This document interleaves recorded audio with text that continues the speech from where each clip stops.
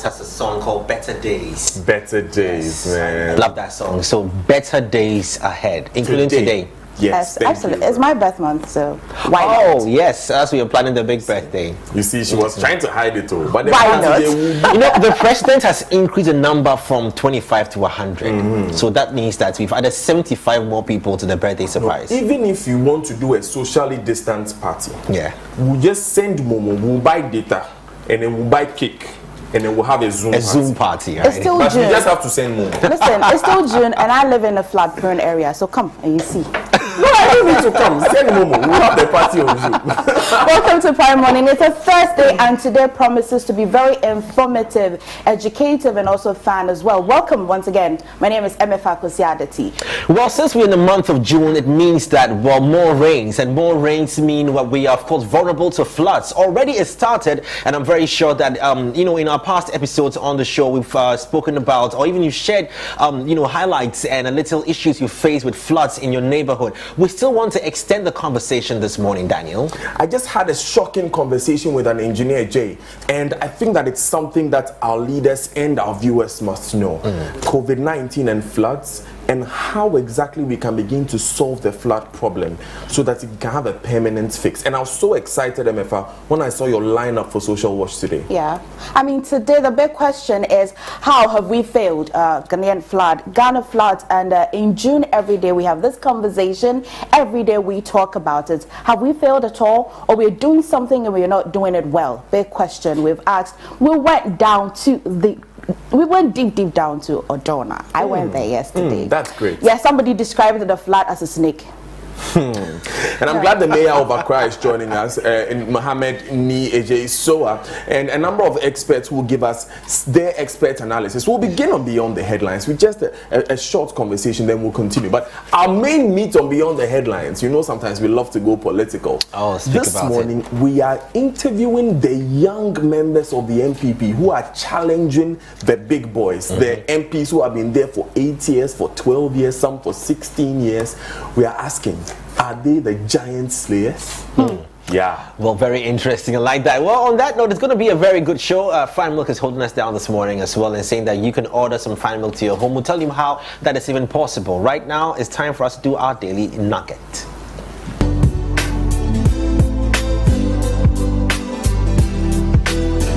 Well, this morning on our Daily Nuggets, it's from Mark Twain. Well, the secret of getting ahead is getting started. True. Well, the secret of getting ahead is getting started. I have my own version of this. The secret of getting ahead is cheating the start. Wow. How do you cheat the start? Well, before the gun goes off, you just start running. You're disqualifying one. That's hilarious. All right, let's get to know him.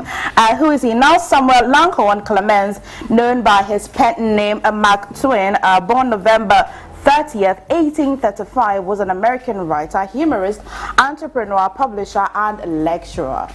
A few more fun facts about Mark Twain. He was lauded as the greatest humorist the United States has produced, and William Faulkner called him the father of American literature. Modern representations suggest that he wore white suits throughout his life, which later became his trademark, and you see that in his picture. You know that the Mark Twain Prize in the United States is the highest prize any comedian can win. Wow. And I was watching a Netflix special where Dave Chappelle picked up his prize. My respect for the man soared. Do you know that at the height of his career, when he was doing the Chappelle show, he felt he was being asked to do things he was not comfortable with. He quit the show, walked away from $50 million contracts, and he came to Africa. He moved to Africa for a number of years. He's not serious. That grace to want to walk away from. He's not serious. Well, now he's worth $50 million. Yeah. But he's still not serious. This time He's not serious at all. Will you walk away and hope to regain it again? I pray for that grace. Absolutely. Let me say thank you to Asuda Collection for my outfit. Thank you so much for styling me this morning. Yeah. I'm sorry. Somebody keeps calling me when I'm on TV. I know. Come on, guys. I'm on TV, please. All right. And let me say a big thank you to Globa for my makeup. She's located inside Dansuman. Hazel Mode for my hair. Oh, and I've got lots of people celebrating birthday today. So later on the show, I wish all of them a happy birthday. Well, Cyril, thank you for my outfit as well. Thank you so much. I love it. And how do we start the show then? Shake up. It's all about a shake up.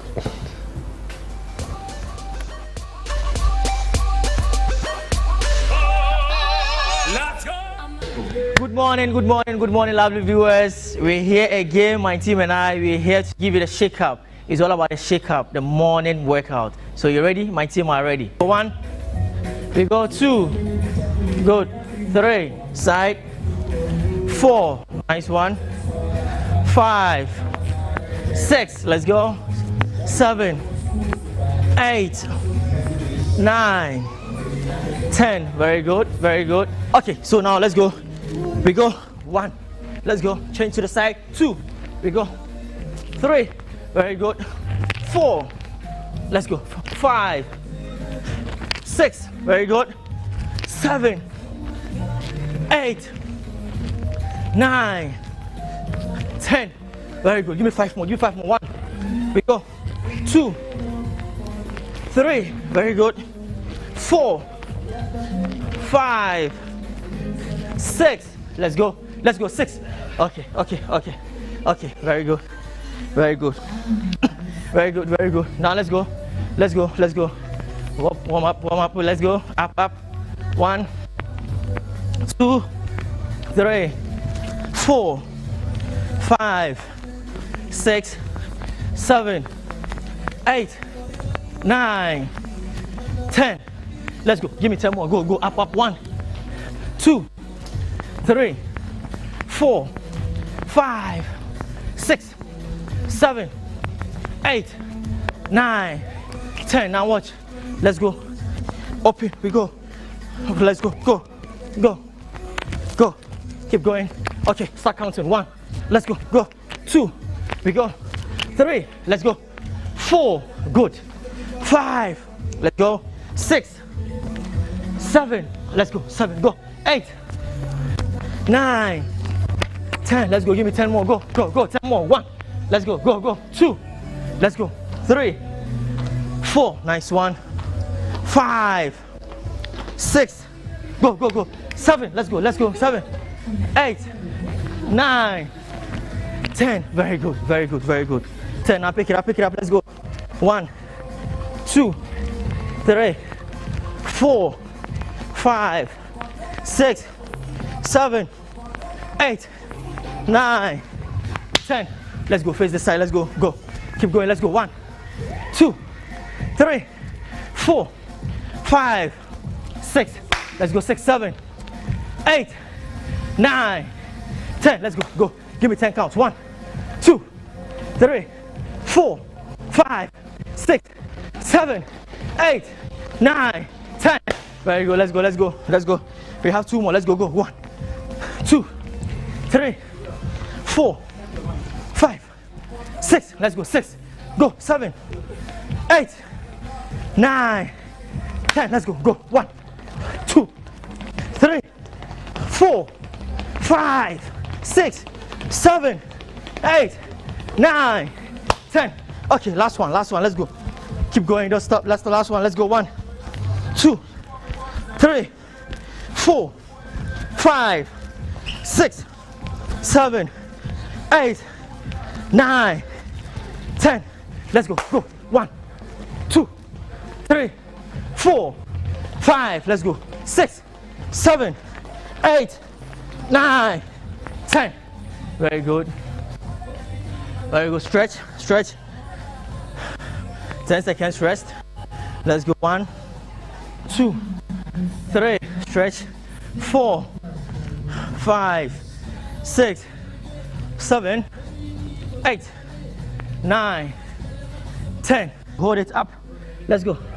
We go. 1, 2, 3, 4, 5, 6, 7, 8, 9, 10.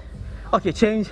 Let's go. 1, 2, 3, 4, 5, 6, 7, 8, 9, 10. Very good. All right, up.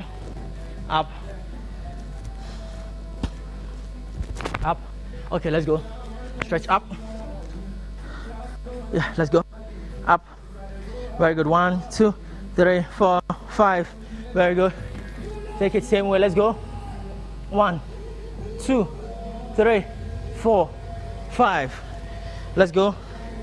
We go. 1, 2, 3, 4, 5. Okay, change. Let's go. 1, 2, 3, 4, 5. Very good. Let's go. Let's go. We go 1, 2, 3, 4, 5. Change. 1, 2, 3, 4, 5. Very good. Very good. Let's go. Go. Side. Let's go side. Side. Now we go with the waist. Let's go. 1, 2. We go. 3. We go. 4. Okay. Change. 1, 2, 3, 4, 5. Very good. Okay. Thank you for watching. Catch you same time tomorrow. It's all about the shake-up. Stay safe.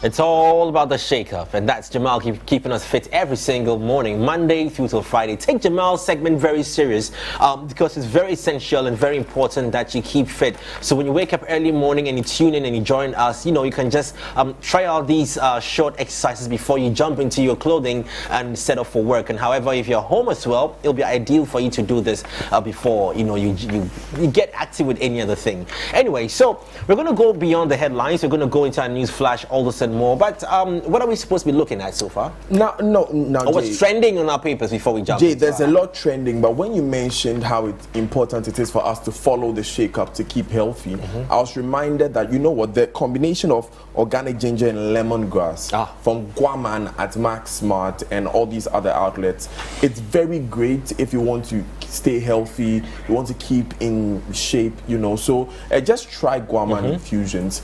It's a tea, but it doesn't qualify as a tea yet. It's an infusion, so it's not really a tea, but you brew it like tea and then you drink it. It comes like tea bags and everything, but it's more of an infusion than a tea. And you can take it in this weather that, you know, it's cold, coronavirus is in the air. Can I put milk in it? Already. Oh, you can take it like and tea. Fry egg and put bread. You see, you don't counteract what the thing is supposed to do. How? So just put it in one. It's not bitter.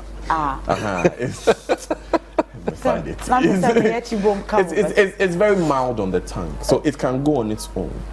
So even if you want to do anything to it or add anything to it, take a warm cup of just the infusion before you know the song that came to mind when she said that. Stradinami. Oh, Brenda. Stradinami. It's not these gentlemen. Look, let me give you the number to call. 0273111999. Stradinami. I'm a Michael Castro. Alright, so I'm still reminding you that you should get a product from Susie Herbal Center. They're the producers of CB Men Capsule and CB Women Capsule. Now for the men, it hasn't changed. It still enhances your urine flow. If you have double urinal, it will help you. If I say double urinal, I mean like yeah.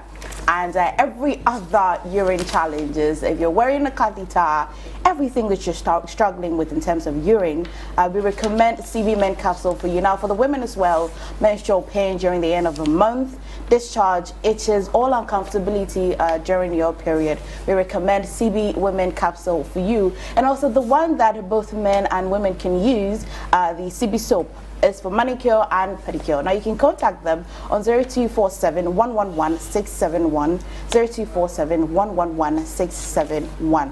CB soap and Susie Herbal Center. Ghana money Merimanyina Damwasi. So you were asking us what's trending, and I want to go into that very quickly, but I see you're holding your favorite bottle of yes, it's tastier and more refreshing. Watermelon flavor. The rest are in French, so I won't even try to pronounce it. So I'll keep it at that. But you know, you can actually have this brought to your home. Don't try reading the French if you can't speak it. You sound very terrible. But Fan Max, as well as all the other products of Fan Milk, can be brought to your home by just calling 0551 767676. Easy does it. And guess what? Yes, it will be delivered right to your home. If you live in Accra, Kaswa, or you are in Tema, they can do that delivery to your home. And this morning, Fan Milk want to say a very big thank you for the support you've given us on the biggest breakfast show in the continent. Yeah. So it looks like the NPP's upcoming primaries is dominating most of the newspapers. I have a lot of political newspapers this morning. The Chronicle and the Daily Statesman. I'll tell you how the NPP has been given a 48-hour ultimatum to qualify over a disqualified candidate Samuel Bimfo at Adansi Asokwa. That's where Katie Hammond is. And some of the delegates are saying that they are trying to force this candidate out of the election because he can beat Katie Hammond. And we have the leadership of the NPP also speaking a lot. You know, we have Sami Uku, national organizer, coming in this morning. So we'll address all of these issues. But I can't wait to hear from Kojo Frimpong as well. Stay with us. News flash coming out.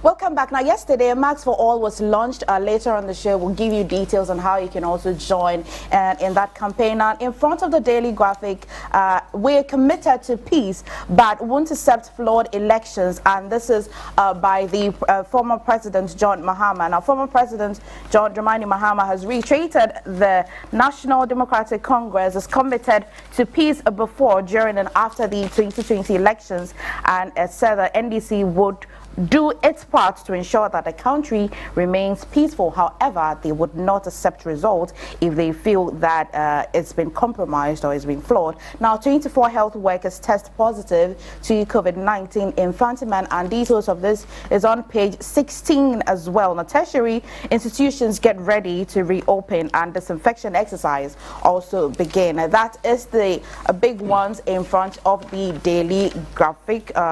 Daniel, if you've got details on what you started earlier. Yes. Now, I'm going to bring you another angle of what you just read. We are committed to peace. That's John Mahama speaking. There's another angle of that here on the front page of the Daily Statesman newspaper. Mahama threatens EC over the elections. There's don't do NDC evil work. Sami Uku speaking there. Like I said earlier, Sami is joining us on the show this morning, national organizer of the NPP. The youth organizer, Nana B. I was in tech with Nana B. We were in tech at the same time. Yeah, the youth can't forget Mohammed's intransigence on the trainees allowance. So there's a lot of talk about the NDC on the front page of the Daily Statesman. Let me quickly bring you that quote from former President John Dramani Mahama speaking as the NDC's 28th anniversary yesterday, 28th anniversary celebration. This is what he said. I wish to serve notice that we shall do all in our parts to make sure that the country remains peaceful and that the electoral process proceeds smoothly. But let nobody assume that we will accept the results of a flawed election. That's exactly what he said. I wish to serve notice that we shall do all in our parts to make sure that the country remains peaceful and that the electoral process proceeds smoothly. But let nobody assume that we will accept the results of a flawed election. Now, Daily Statesman reports that this is tantamount to a threat that the opposition NDC will not accept the result of the 2020 general elections should the Electoral Commission go ahead to compile a new voters register against the wish of his party. And I'm going to add a quick one here on page 3.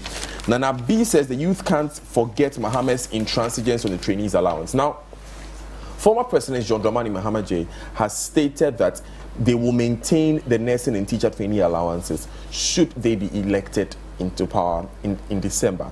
Now, Nana B is reminding the NDC of the rhetoric prior to the 2016 election that you guys said if anyone tells you he's going to bring back nursing and teacher trainee allowances, that person is deceiving you. And I heard on countless occasions different activists of the NDC stating this. I hosted a number of activists of the NDC who said this, that they should not believe the lies of the NPP. So he is saying that Mahama is beating a retreat, and the youth can't forget his intransigence in this regard. Wow. Well, thank you very much, Daniel. Let's move on to the Ghanaian Times as well. Middle page. Well, Ghana's confirmed COVID-19 cases hit over 10,000. So still encouraging you to stay safe out there as we have 3,755 recoveries and still we have 48 deaths. And also, Railway Ministry averts disaster at Abofu. You can read the story also on the middle page of the Ghanaian Times. And our very own Dr. Opoku Prempeh, Minister of Education, also selected as recipient of the Harvard Ministerial Medal of Achievement. Congratulations going out to him as well on the nomination. On the front page, however, Ghana loses 100 million port revenue, says Minority. And, well, yes, that's rightly mentioned. I think I just touched on all of them. Another very interesting case in Nigeria. A man who's raped over 40 women in 1 year, in one town, has been finally arrested. And that story, I think it's on that's some page good news. 5. Yes, that's some good news. How many women? 40 women in one town. 40 in one town. You see the problem when people are not encouraged to speak up about abuse. Imagine that the first or even the second woman had spoken up and her allegations had been taken seriously. Yes. 38 more women would have been kept safe. 38. 40 women in total. And one lady just finally said that we can now sleep with our eyes closed. Wow. Sad. Wow.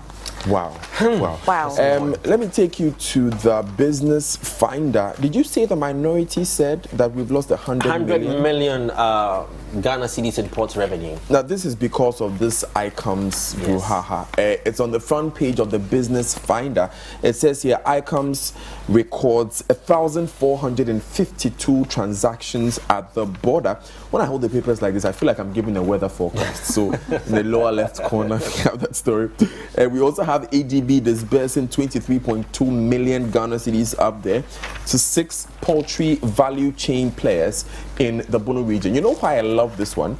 It's not just farmers, it's the value chain players, because it's about time that we began to look at ways to diversify the economy. When someone is a farmer, someone can produce meal from the waste from the poultry farm. When someone is a farmer, someone can just produce something as simple as chicken wings or chicken parts, freeze them and sell them. We are improving the value chain. That means that the people have more control over their pricing, and ultimately the country prospers more. So kudos to ADB. Let's see more things like this, investment into value chains in industries. I totally agree. Now, before I move to the BNFT this morning, in the middle page of the Daily Graphic is reporting that increasing symptomatic cases of COVID-19 disturbing, and I quote, we used to see a lot more of asymptomatic persons in the past, but now we're seeing more symptomatic people, which is worrying, and it shows that more people are getting ill before they present themselves to health facilities and are even diagnosed with COVID-19. Now, the challenge is that persons are getting to find out that they have contracted the virus but are trying to self-medicate at home, and the hospitals are reporting that it's becoming quite worrying. Now, I moved to the BNFT, and the big one. Make a quick comment on this one. Right. I was reading an article on the BBC the other day. It's captioned "Coronavirus Asymptomatic Transmission Still an Open Question." I'll read this. Dr. Maria Van Kerkhove said on Monday, now she's with the World Health Organization, it was very rare for asymptomatic people to pass the disease on, but she has stressed this observation was based on a relatively small set of studies. So scientists are now beginning to deal with the question that if you are asymptomatic, it's very possible that you will not pass the disease on. Right. Wow. Well, interesting. Very interesting facts there. Well, at least that should be confirmed. I guess, a big one in front of the BNFT. 12 union threatened strike over low SNIT pension, and details of this is on page 3. They're worried about how much and how even the amenities are being paid after they've gone on pension. Now, one that I think you should also know is how your business should survive during this COVID-19. You want to do yourself a favor and get a copy of the BNFT this morning and read for yourself how your business can thrive in this time of crisis. Every business owner should read Is that Grace Enimia of AFSA? Please, hello. Oh, Grace, how are you? Grace is fine. She's giving us some tips on how you can run your business. Yeah. Well, I'm sure if Apostle Kwabena Owusu Ejay had just decided not to go live on social media to make his rants about the president and the EC boss, he sure would have had some peace of mind as at this morning. However, we, Apostle, as described in the Daily Guide, unmasked after killer threats as well. He's on the front page and trending as well. This story has been in the news for a bit. Also, Mahama hints election 2020 rejection, and Duncan Williams' son ransom walk with sex videos. You can read that story as well. And Freddie Blake calls for unity ahead of primaries. These are the major stories on the front page of the Daily Guide. Be like, if I can switch back to my language back in tech, be like the Daily Guide people, they mean the pastor so. Because these are stories that came 2 days ago. I tell you. This apostle who was found with weed and the son of the Archbishop Nicholas Duncan Williams. They happened 2 days. Oh, he has spoken. That's why I'm saying that. Yeah. No, the apostle. Yes. No, I'm talking about the Archbishop. Okay. The Archbishop has actually released a statement explaining that his son has a mental condition. In fact, a couple of days back, I saw a Facebook Live where Daniel Duncan Williams, the son in the center of this, was going live with his brother, Prophet Joel Duncan Williams, and Prophet Gideon Danso of Empowerment Worship Center. Hello, Prof. How you doing? Yes, and he was going live with them, and Prophet Joel literally said, Danny, you are giving me a headache. He said, stop saying you are homeless. You are not homeless. And it seemed like Daniel went on to say, well, I was homeless until you called me. Said, well, now I've called you, we have talked. So do the thing I said you should do and stop giving all of us a headache. I know. And then he accepted it. So there seems to be some resolution that, in fact, half of the Facebook Live, which lasted for just about 5 to 10 minutes, all 3 of them were laughing. Yeah. Well, it's not surprising because his father's described him as bipolar, but I mean, some of the things we saw anyway. Let's not dwell on that. At all. Yeah. Can I move to the Chronicle now? Quickly, you can. Super. NPP given 48 hours ultimatum over disqualified candidates. Look, all of these stories are some of the stuff we'll be looking at today when Sami Oku joins us and when we are looking at the giant slayers. There's also 2 in court over 64 NIA stolen laptops. Police gunned down 2 robbers in Kumasi. I think Terry reported this on the news yesterday. Terrible story. Legon VC charges Zoom Lion to actualize government stream on COVID-19. That story on disinfection of tertiary institutions. That was on the front page of, I think, BNFT. Yeah. That you were talking about. Graphic, yeah. I want to just bring you some quick details on this 48-hour ultimatum story. It's by Maxwell Ofori. Good morning, Maxwell. Now, it says this current secretary and immediate past chairman of Adansia Sokwa constituency, a branch of the New Patriotic Party, Samuel Ewi, and Peter Kwabena Ameya have served a 48-hour notice on the leadership of the party to reverse its decision to allow Samuel Bimfo to contest the upcoming primaries. According to him, they will proceed to court if their grievances are not addressed within the stated period. Adansia Sokwa is Katie Hammond's constituency, Kwabena Tahir Hammond. And so we'll be going into some of these. There's also the case of Kwabri East, which we were discussing earlier this week with Gary Nimako. And there's the general preparation for the primaries. We'll talk to Sami Oku briefly before we go to the giant slayers. Yeah. It's an election year. More of this will definitely be coming our way. There's a revolution as we also wait for Daniel, as he prepares ahead, Yeah, for his prepares for beyond so the headlines. I'm just reminding you that multimedia is the first media. Yes, of course you're preparing for beyond the headlines, aren't you? Okay, so I'm just reminding you that multimedia is the first company that started, distributing free branded face masks, and now we've taken it a step higher as we've collaborated with AMA and coalition of event planners to provide face masks for the vulnerable and even the poor. And so if you want to help us donate or call these numbers 05958511160, 05958511160. Remember that wearing an appropriate face mask helps prevent the spread of coronavirus. And how about we have a date on the 14th of June? I want us to go on a date. Yes, all you have to do is tune into Joy Prime at 4 p.m. on 14th of June, and Wendy Shea will throw you with amazing performances as we celebrate authentic Ghanaian music. Well, talking Wendy Shay as well, she's been in the news on what's trending. We'll tell you more about what's happening with Wendy Shay and ace presenter Nana Romeo. All this and more coming up shortly. What are you doing for your father, Father's Day?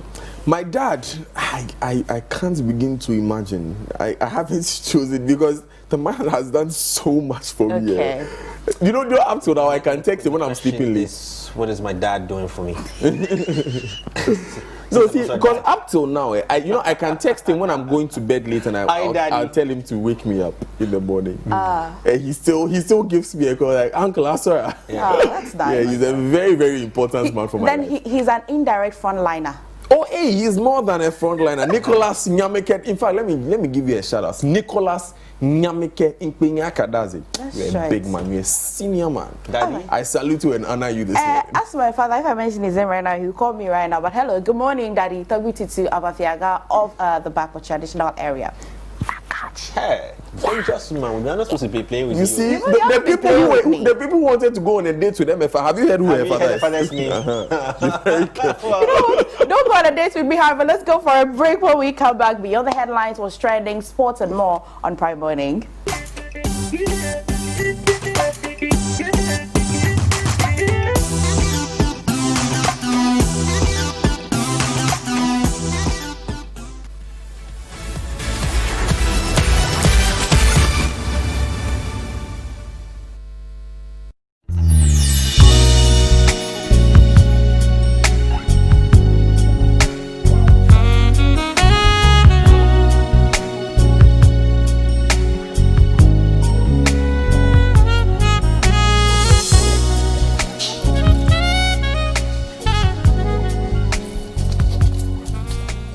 Say a casaluna was a wonko, now so would shrinkwa. Some aquacosia, CB herbal soap. No, Jamina.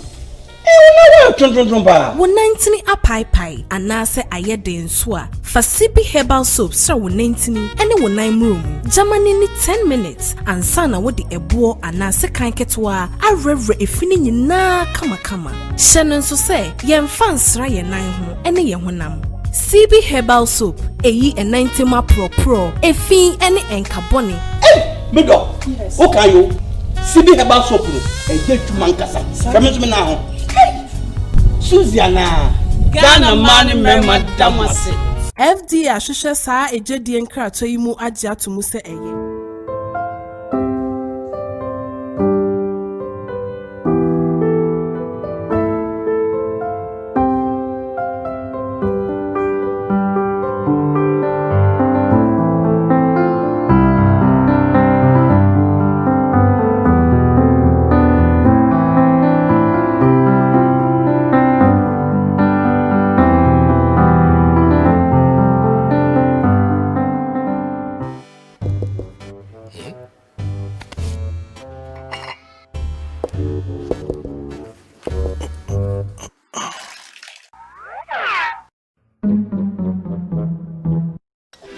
I like what I see. What a shape and curves. Give me that. Oh. It be water tank. What a tank. Water tank gets me that safe. Checking water level no wahala. You mean it has water level indicator? But my tank is full. And there's water in here. I can see from the level indicator. This no be proper 3,000. Look. Bring the bowls, bring the saucepans, bring the gallons and everything, and let's collect all the water.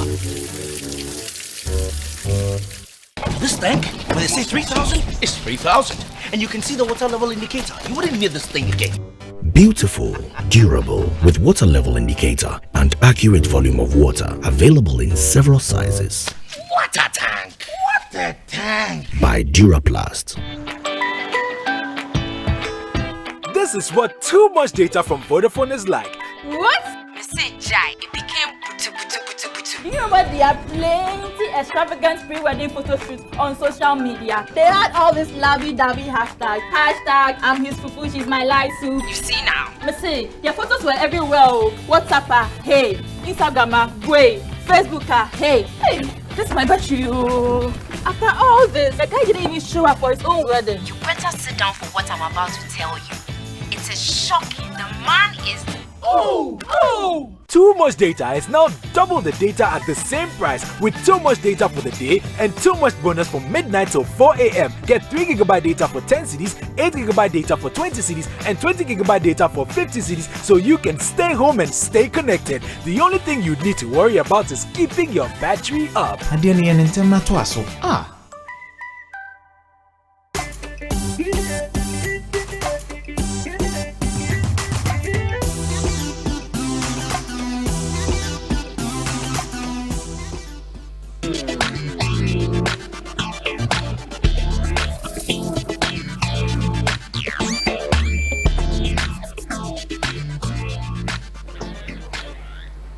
Hey, welcome back. You're still watching Prime Morning. Time for us to do what's trending. Now, we've got some real good stories for you this morning. And I'll tell you, one of the biggest trends on social media, on Twitter this morning, is about Adisadel College and Prempeh. I'm very sure you want to start talking about it as well, for those of you who attended the school. Now, those two schools are battling each other to tell which school is better of the two. So, anyway, we'll jump out on Twitter and find out what people are saying about these two schools as well. But before that, our very first story this morning is quite a sad story, but veteran actress Beatrice Chinnery, we all know her to be called Miliki Miku. Well, she passed on. Brother of the actress Robert Chinnery said she passed on Wednesday the 10th of June at the Kolibut Teaching Hospital. Now, he said she had been ill for some months, but things got worse and she was rushed to the hospital but died upon arrival. Miliki Miku is survived by 2 children, and may her soul rest in perfect peace. So, Shatta Wale has also been in the news recently, and it's, you know how it is like when you gift someone with something and the person steps on your toes and you ask for your thing back. Well, that's what's happening between Joint 77, one of the militants of Shatta Wale's clan, and Shatta himself. So, dancehall artist Shatta Wale seized a car he bought for his former camp mate, Joint 77. Now, Joint had gone on a studio interview on Hits FM, our sister station, and was called on phone to talk about, and Shatta was called on phone to talk about circumstances leading to the sacking of the militants. Now, after a lot of back and forths and heated exchange, it emerged that Shatta Wale had gifted Joint 77 with a Toyota Camry before his sack. Now, Shatta then went ahead to state that he was going to take the car because Joint had disrespected him. Now, true to his words, Shatta had gone ahead to order the seizure of Joint's car. We've got a video for you.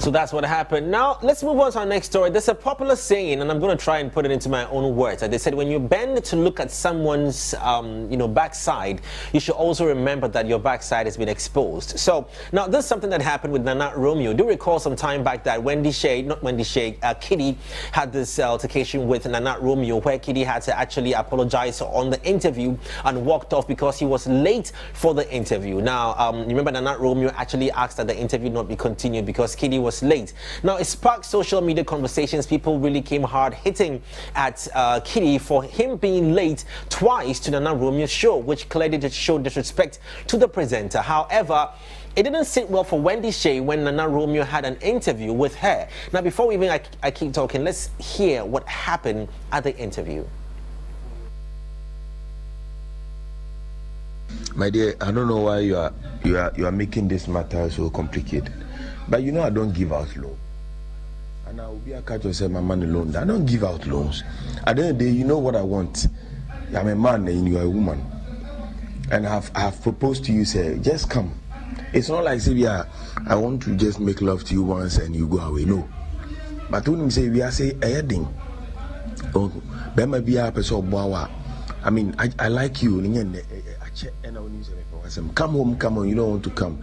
And you expect help from me. When I ask you to come, you don't want to come. I don't know why you are being so difficult. So the audio you just heard is actually Nana Romeo demanding sex. It is alleged that it's Nana Romeo demanding sex from a lady musician before he goes out to help her. Now, this came about as a result of a Wendy Shea interview that Nana Romeo had with her, and was forcing the allegation that she'd had an affair with Bullet, the manager. And then Wendy Shea got actually pissed off and walked off the interview. And it looks like the snakes are coming out. So now people are sharing stories and things of the Nana Romeo that had happened, as well. And social media users have concluded that the audio that we just heard is Nana Romeo as well. Very interesting. So now let's move on. So love is in the air. It's past Valentine, but still love is in the air. And I'll tell you that the couple that is actually showing love on social media and doing it beautifully. So celebrity couple Sally Gali and Priya Tatia are trying to hack the internet today with the new sensual dance video. So the video was meant for a celebration. It was used to mark Sally Gali's comeback on Instagram after she lost her account. Now, guess what? The actress and TV host account was hacked a couple of months back in January. Unfortunately for her, or fortunately for her, she was able to recover the account, and they were celebrating with this video. Check it out for yourself. Wow, they just get everyone jealous, don't they? They celebrate their love so beautifully as well. I know they've known each other for a very, very long time, way before they even got married, and their relationship still goes on strong. Well, Sally has been a guest on our show before, and we had a fun time with Sally and Prince David Osei on an interview, a profile interview we had with them on the studio. Now, let's move on. So, Facebook is cleaning up their closet. So it's Facebook is rolling out a Messenger for Kids, a video chat and messaging app that helps children connect with friends and family in a fun, parent-controlled space. Now it's available to download from the Apple, Google Play stores. Messenger Kids has been designed for children between the ages of 6 to 12, with the app including 2 new features aimed at helping kids connect with their friends and family. Isn't that adorable? That's so sweet and safe, I must say. Okay, so now let's jump onto our tweet deck, courtesy Dewro, brought to you by Imponto Technologies, and find out what exactly is happening on our trends as well. So going on to our screens real quickly, we're going to pick up the very first interesting trend called "Is Your Man My Man?" or is it rather "Is My Man, Is My Man Your Man?" So a lady shares a photo of her man on Twitter and posts a comment. Now the comment went like, "Don't claim him, he's mine, y'all," with a slang. And then it sparked a whole new controversy on social media because another lady comes up and says, boom, it says, "Omo, men can lie," because now she was claiming ownership of the same man. And guess what? This trend just sparked up. Now ladies posting pictures of their men and using the hashtag "Is My Man Your Man?" and asking people to come up and see if they also probably are dating the same man. Now if you're a man caught up in this, it just might be a very bad situation for you. So we can see some tweets coming up here. Let's go. This one from at Alta Musa says, "Support your brothers with a single." Okay, that's talking about music. Let's go up. This one posted a picture of a man and says, "What my lonely face looks like scrolling through the hashtag "Is My Man Your Man?" and look at the man's face, smiling on there, isn't it? This one, okay, another tweet here was a retweet of the old conversation. Let's scroll down. Let's see. Oh, there. Now that's a picture of. It's actually a meme. You know those GIF files, right? And it says that me watching 4 different girls post the same guy. Is my man your man? How about you try it? Post your man up on social media and you can ask that question, "Is my man your man?" But hey, disclaimer, I didn't ask you. I'm not going to be responsible for what happens beyond that. This one here from Charles says, "Any business owner," is that related? Oh yeah, it says, "Any business owner that will do a giveaway while his or her staff suffer, may thunder fall on you. Stop being wicked. Charity begins at home. Is my man your man?" And the tweets continue on there. Well, let's move on to our next trend this morning. Let's see, which one should we pick? Okay, so yes, I did talk about this one early on. Joined 77 now, did an interview on Hits FM with Andy Dosty, and then Shatta Wale joined via phone, and it didn't go too well. And unfortunately, well, Shatta decided to pick his vehicle that he had gifted Joined 77 with. Now let's go on Twitter and find out what people are saying. So a tweet here, negative tweet of about 33% coming in, and well, people who are neutral on Shatta Wale's decision is lying about 40%. Well, our sentiments there tell us that, well, we are having an almost even, opinions to what happened. Let's see exactly what people are saying. First, a picture posted by Pulse Ghana as well of the two of them, Joined 77 and Shatta, in their good times. In their good times. Let's stroll down. Henry Quay says, please let us leave the history of Joined 77 and the militants behind and focus on our agenda. Ungrateful people. Okay, let's move on. This one from Young Freezy says, Shatta Wale says his success did come from God and it has nothing to do with Juju, where Andy asked him what he is doing. Okay. Abna says, thank God he doesn't take back things from us when we annoy him. Just imagine God taking back the air we breathe, and that's someone who doesn't share with the opinion of Shatta taking the car back. Let's move on. Lai says, hello. Okay, I think I lost that one. Says Lai says, hello guys. Bay Tops. Okay, that's business there. Asari King David says, people like Joined 77, there is no help in the streets anymore. Please stop mentioning Shatta Wale's name everywhere you go. Like a telco, I know. Asari King, also another picture here of Sharon of Shatta. Okay, I think a meme there. All right, so these are some comments coming in on with regards to Joined 77 and Shatta. But that brings about the question: if somebody gifts you something and you do the person wrong, is it right for the person to come back for the gift? I'd love to hear from you. Talk to me. Well, I'll be taking a quick comment from Fifi, who'll be giving us prime sports in a couple of minutes. Fifi, right, Jay, look, I find it absolutely preposterous. Yes. That Shatta Wale would be mentioning God in the manner that he does. Yeah.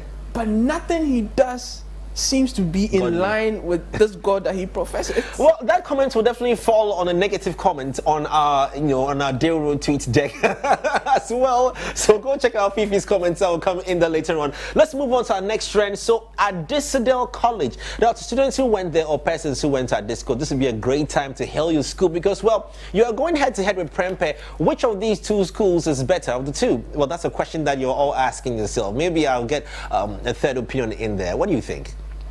Fifi? At Dissidel College? At Dissidel, so I didn't attend any of the school, but if you were to attend. But I grew up in Kumasi, so I'll probably support Prempeh. But there's only one school in Ghana, and I believe Hold on with that one. I'll tell you that school's name in just a bit. Let's go down with some comments in here, looking at our analytics. 13% just negativity on there. That should tell you that those are actually Prempeh students talking in there. So, well, a tweet from National Science and Maths Great Ghana's Twitter account. Good evening. Sharing, a few things coming on there as well. Let's scroll down and let's see what people are saying. Well, more from NSMQ. Let's go down. Let's see. Well, Sarah says, at Dissidel College is trending. Well, it's not easy to be the best school in the country. Okay. And Kweku Royalty says, at Dissidel College is trending at Disco Boys now, and shares a few emojis on there. Let's see if we can get a cool one. Okay, that's a very funny picture there. This one from Eric Gunny says, I really did miss Form 1 life in a disco. Church service for outside at Santa City, 10 minutes for the service. I don't even want to read the rest. One more tweet, we can go to what people are saying about Prempeh College. Lai says, okay, did I miss Lai's tweet? Okay, Kojo Skills says at Dissidel College, shares a few emojis on there. Allah Nino says at Dissidel College, old for sweep Grammy. Okay, all right. Lastly, let's hear what people are also saying about Prempeh College, if I can get that tweet on the screen. Okay.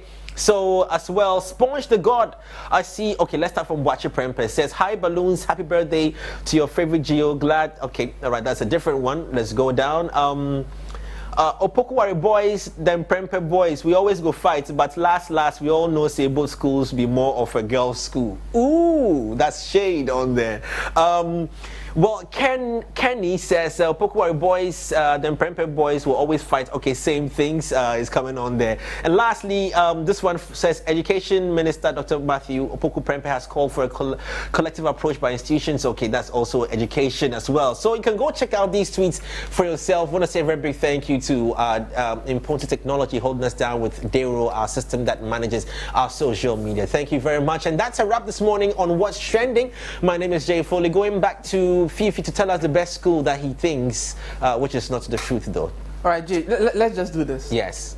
From Gambaga to Accra, from New York to Tuketa, we are brothers. Are you singing my school's Are you singing my school's anthem? Yeah, that's where I went. You went? I think Achimota School is the best you schooled in Kumasi. In Ghana. I grew up in Kumasi, came to Achimota School, then Lagos. Thank you very much for making me proud this morning. Coming up next is Achimota School's Prime Sports.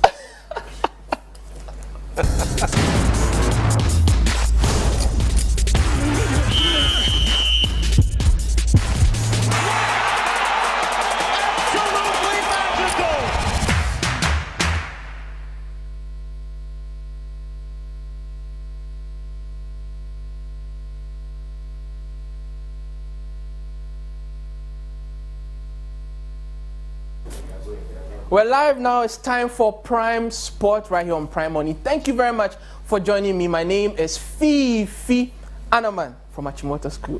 Let's begin from the camp of Asante Kotoko. Now, the Tunfo Nana Osetutu the second, as we all know, saw off the term of the last board that was put in charge of the club for the last 3 years. Now, Dr. Kwame Che, who was the board chairman, retained his position. Now, he has in turn announced a dissolution of the management team. Now, the official Twitter account of Asante Kotoko made this announcement yesterday and wished the outgoing members, headed by CEO George Amwako, well in their further endeavors. George Amwako's time at Asante Kotoko saw the club win the normalization committee's special competition as well as reach the group stages of the CAF Confederation Cup. So Asante Kotoko putting things in place ahead of a possible resumption of football in Ghana. We'll go straight from Ghana to Germany and talk about Bayern Munich. They have made it into the final of the DFB Pokal, which is a German cup. They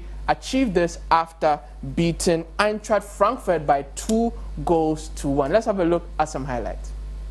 DFB Cup final from 2018. It gives Hansi Flick's Reds the chance to get revenge on Adi Hutter's Eagles, who won that final by 3-1. Two sides who have twice met in the final with 1 win each, looking for a place in Berlin in July. There is Perisic. Oh, what a fantastic start for Bayern. And of course, it's Thomas Müller that has provided that. Ivan Perisic as Bayern score for the 22nd cup game in a row. Well, Bayern starting to dominate this game now. Davies, back post, come on! Oh, that really should have been 2. Kamada. This is Timothy Chandler. Kamada again, shaking off that challenge from Thiago. The ball breaks loose for Danny Da Costa. That is absolutely what Frankfurt have deserved in this second half. They've still got 20 minutes to play and they are very much back in it. Frankfurt daring to dream. Bayern threatening again. The goal stung them into action. Now Davies, little touch off. Kimmich does the save and Robert Lewandowski follows up. But was he offside? The referee will have a look at that, but it does seem as if Hinteregger is playing Davies on at this point. And if that is the case, the goal will stand. He's looked at it. It is a goal.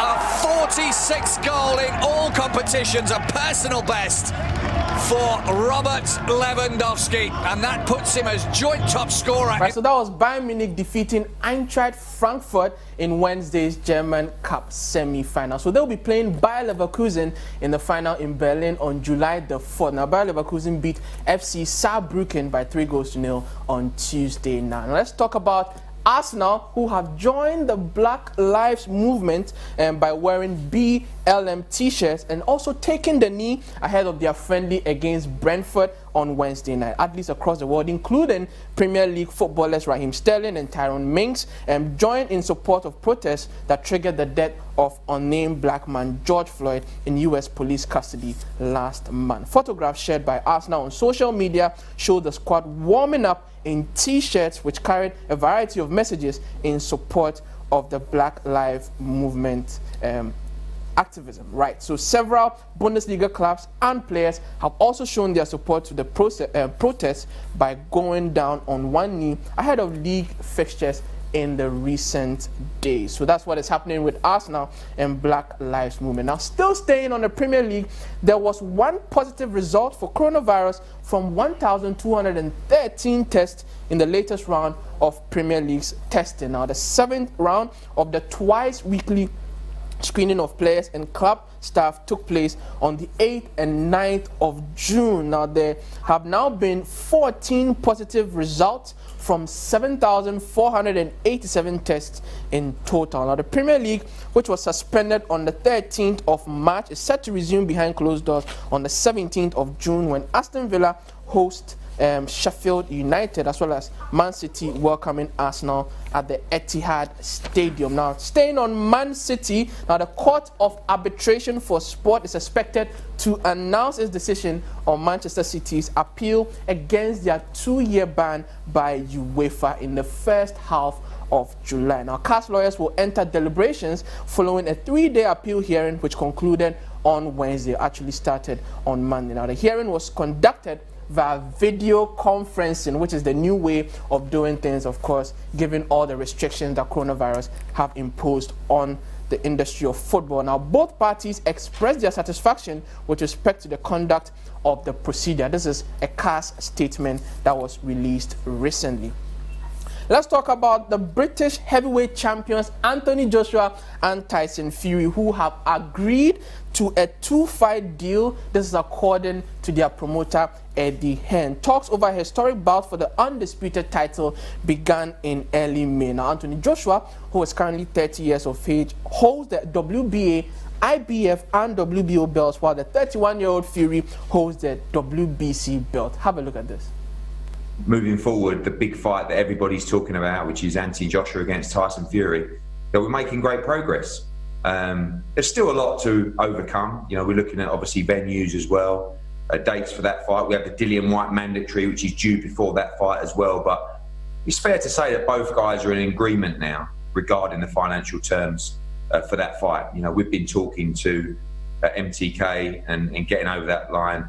You know, we've given them the assurances that from Anthony Joshua's side, all the details that we've discussed in terms of the structure of the deal is approved from our side, and it is from Tyson Fury's as well. So I think we're in a good place. You know, I think it's fair to say that in principle, both guys have agreed to that fight, 2 fights.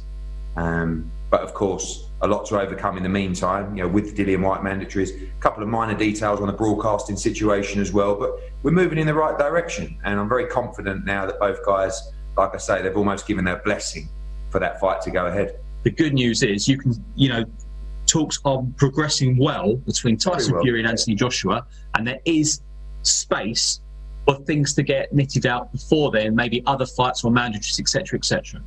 Yeah, I mean, the main positive news is that Anthony Joshua and Tyson Fury have both agreed to a 2-fight deal in essence, and the structure of that deal, always the most difficult part of any deal, is the financial element of that deal. So there you have it, guaranteed. Next year, 2021, there will be 2 bouts between Anthony Joshua and Tyson Fury, which is quite exciting because it seems we are revisiting the age of heavyweight. Remember, we had an era of Muhammad Ali, Sonny Liston, George Foreman. Then we had Mike Tyson, Evander Holyfield. Now we have the era, of course, of Anthony Joshua, Tyson Fury, and Deontay Wilder. Let me pick the thoughts of Inshira on this one. Inshira will be presenting business in a moment. Inshira, Who's your pick? Anthony Joshua? Wow. This is going to be difficult. I mean, Wilder, Fury, everybody thought Wilder was going to do the business. Exactly, because he hadn't lost. Yeah, and so it's very difficult to call. For me, I'm looking forward to a fantastic boxing match, and all the better we're going to get 2 of those. So, hey, it's good. Definitely, definitely. Thank you very much for joining us on the sports segment today, this morning, I should say, on Prime Morning. My name is Fifi Anaman, still representing Achimota School. Over to Inshira. Inshira, what school did you go to? I went to the Odododio LA secondary school, and so, well, it's what you become and not where you went. Definitely, definitely, definitely.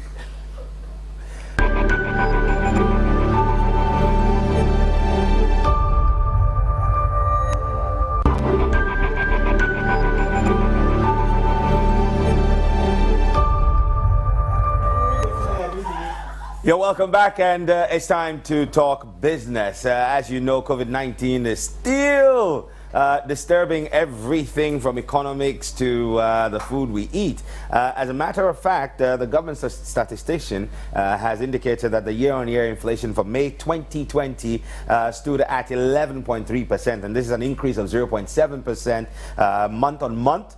Inflation between April and May. Now, if you go back to between March and April, that has now climbed by 1.7%, even though it's lower than the 3.2% that was recorded between March and April in 2020. The government statistician has been speaking, and you know, he will be. And the thing is this, that. When you look at the fact that we did go through a period of lockdown and prices did go up, panic buying and all of those things did have an impact on the cost of food prices across the country. The highest inflation as far as food is concerned was recorded in the Greater Accra region with about 13% upwards, and 13.3 to be precise. And then in the Upper East region is where we recorded the lowest, which was 3.1%.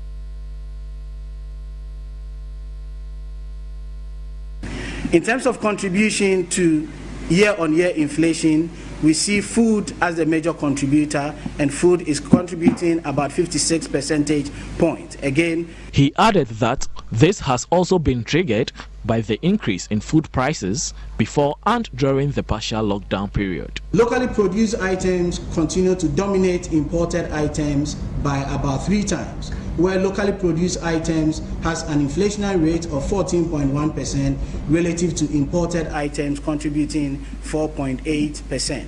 Again, we largely associate these variations of about 3% between imported items and locally produced items to the closure of our borders and the high. Well, that was the government statistician, Professor Samuel Kwabena Enim, explaining the drivers for the inflation that was recorded in May. And just to recap, we're at 11.3%. That's an increase of 0.7%. And then if you compare that to the previous months, it went up by 1.7%. But then it's still quite lower compared to March into April, which ended at which was around 3.2%. So we need to be keeping an eye on that. Food prices are going up. The FAO did warn that African states are going to have to put in strategies to ensure that production, trade, and nutrition is taken care of, because post-COVID, we're likely to have a certain level of food security challenges. But in a related development, the National Buffer Stock Company has assured Ghanaians that they're in the right frame and shape to be able to provide us with the cover we require should we need to hit the buffers to get our food security challenges under control? As you know, if there's no food, that's a national security issue. And this is according to the CEO, Mr. Hanan Abdul Wahab. Stocks of food in our various warehouses across the country that are treated and kept there for, when the time is due that we have to, bring it into the system, then we'll introduce it to the system. It has become a national security issue at this point in time, my dear. Our weapon is the food that we have, and disclosing exact figures of the quantities of food that we have will be unprofessional on us as a food security company, because we are going into a war with an invisible enemy, and the only arsenal that we have now is the amount of food that we have. But I can assure you also, as a Ghanaian that I sit here, that I also have a family across the country, that we have enough, and you can be rest assured, because it has not affected production. So far so good. There have been productions in some parts of the country, especially in the south, where they are in the peak of their season now. In the north, those who have the opportunity to have water bodies around their farms are doing irrigation farming. For example, the One Village, One Dam, the ones that are completed, farmers in that catchment area are taking advantage of that, and they are doing their all year round or irrigation farming. In the next month or so, farming will also begin or commence in the north. So there's going to be, increase in production. Farm input, fertilizers and seeds have all moved from the production centers to the farmers, and then also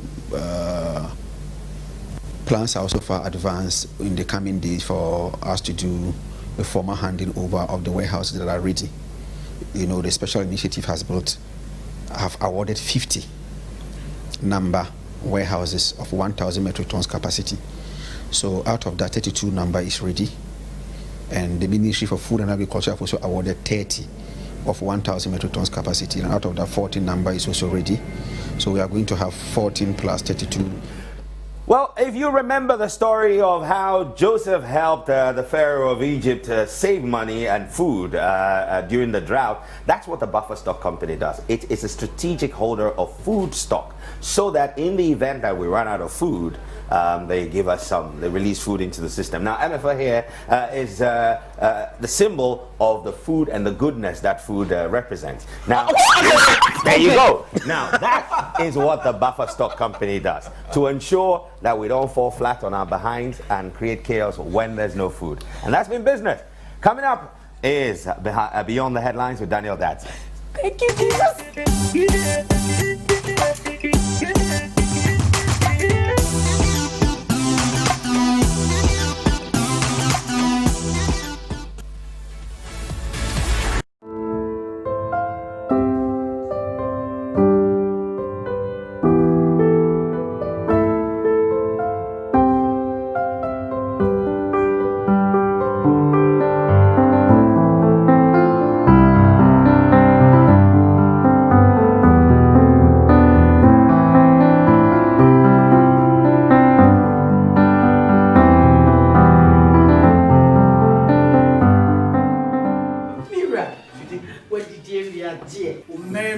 CB men's capsules. And you may use Padarma, Bohobio, CB men's capsules by dear. What 2 points? I don't know.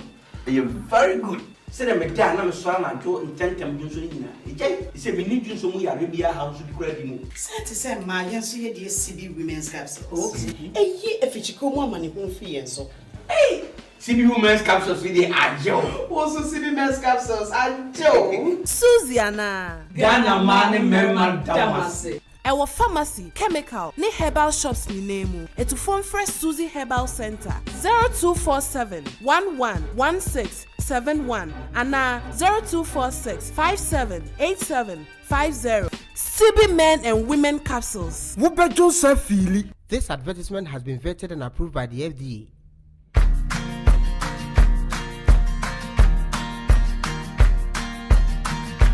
With schools temporarily closed and students staying home, teachers at North Hills International School, the most preferred private school in Ghana, award recipients in 2018, continued to have constant interactive classes with our pupils while simulating classroom experience online. At North Hills International School, we adapt to change and we go the extra mile to make sure any investment made in your ward's education yields the best results. We admit students from preschool to junior high school. Our arms are open to welcoming your ward into our wonderful community. Call us today and let your child start a promising journey of global excellence with us. North Hills International School, climbing academic excellence.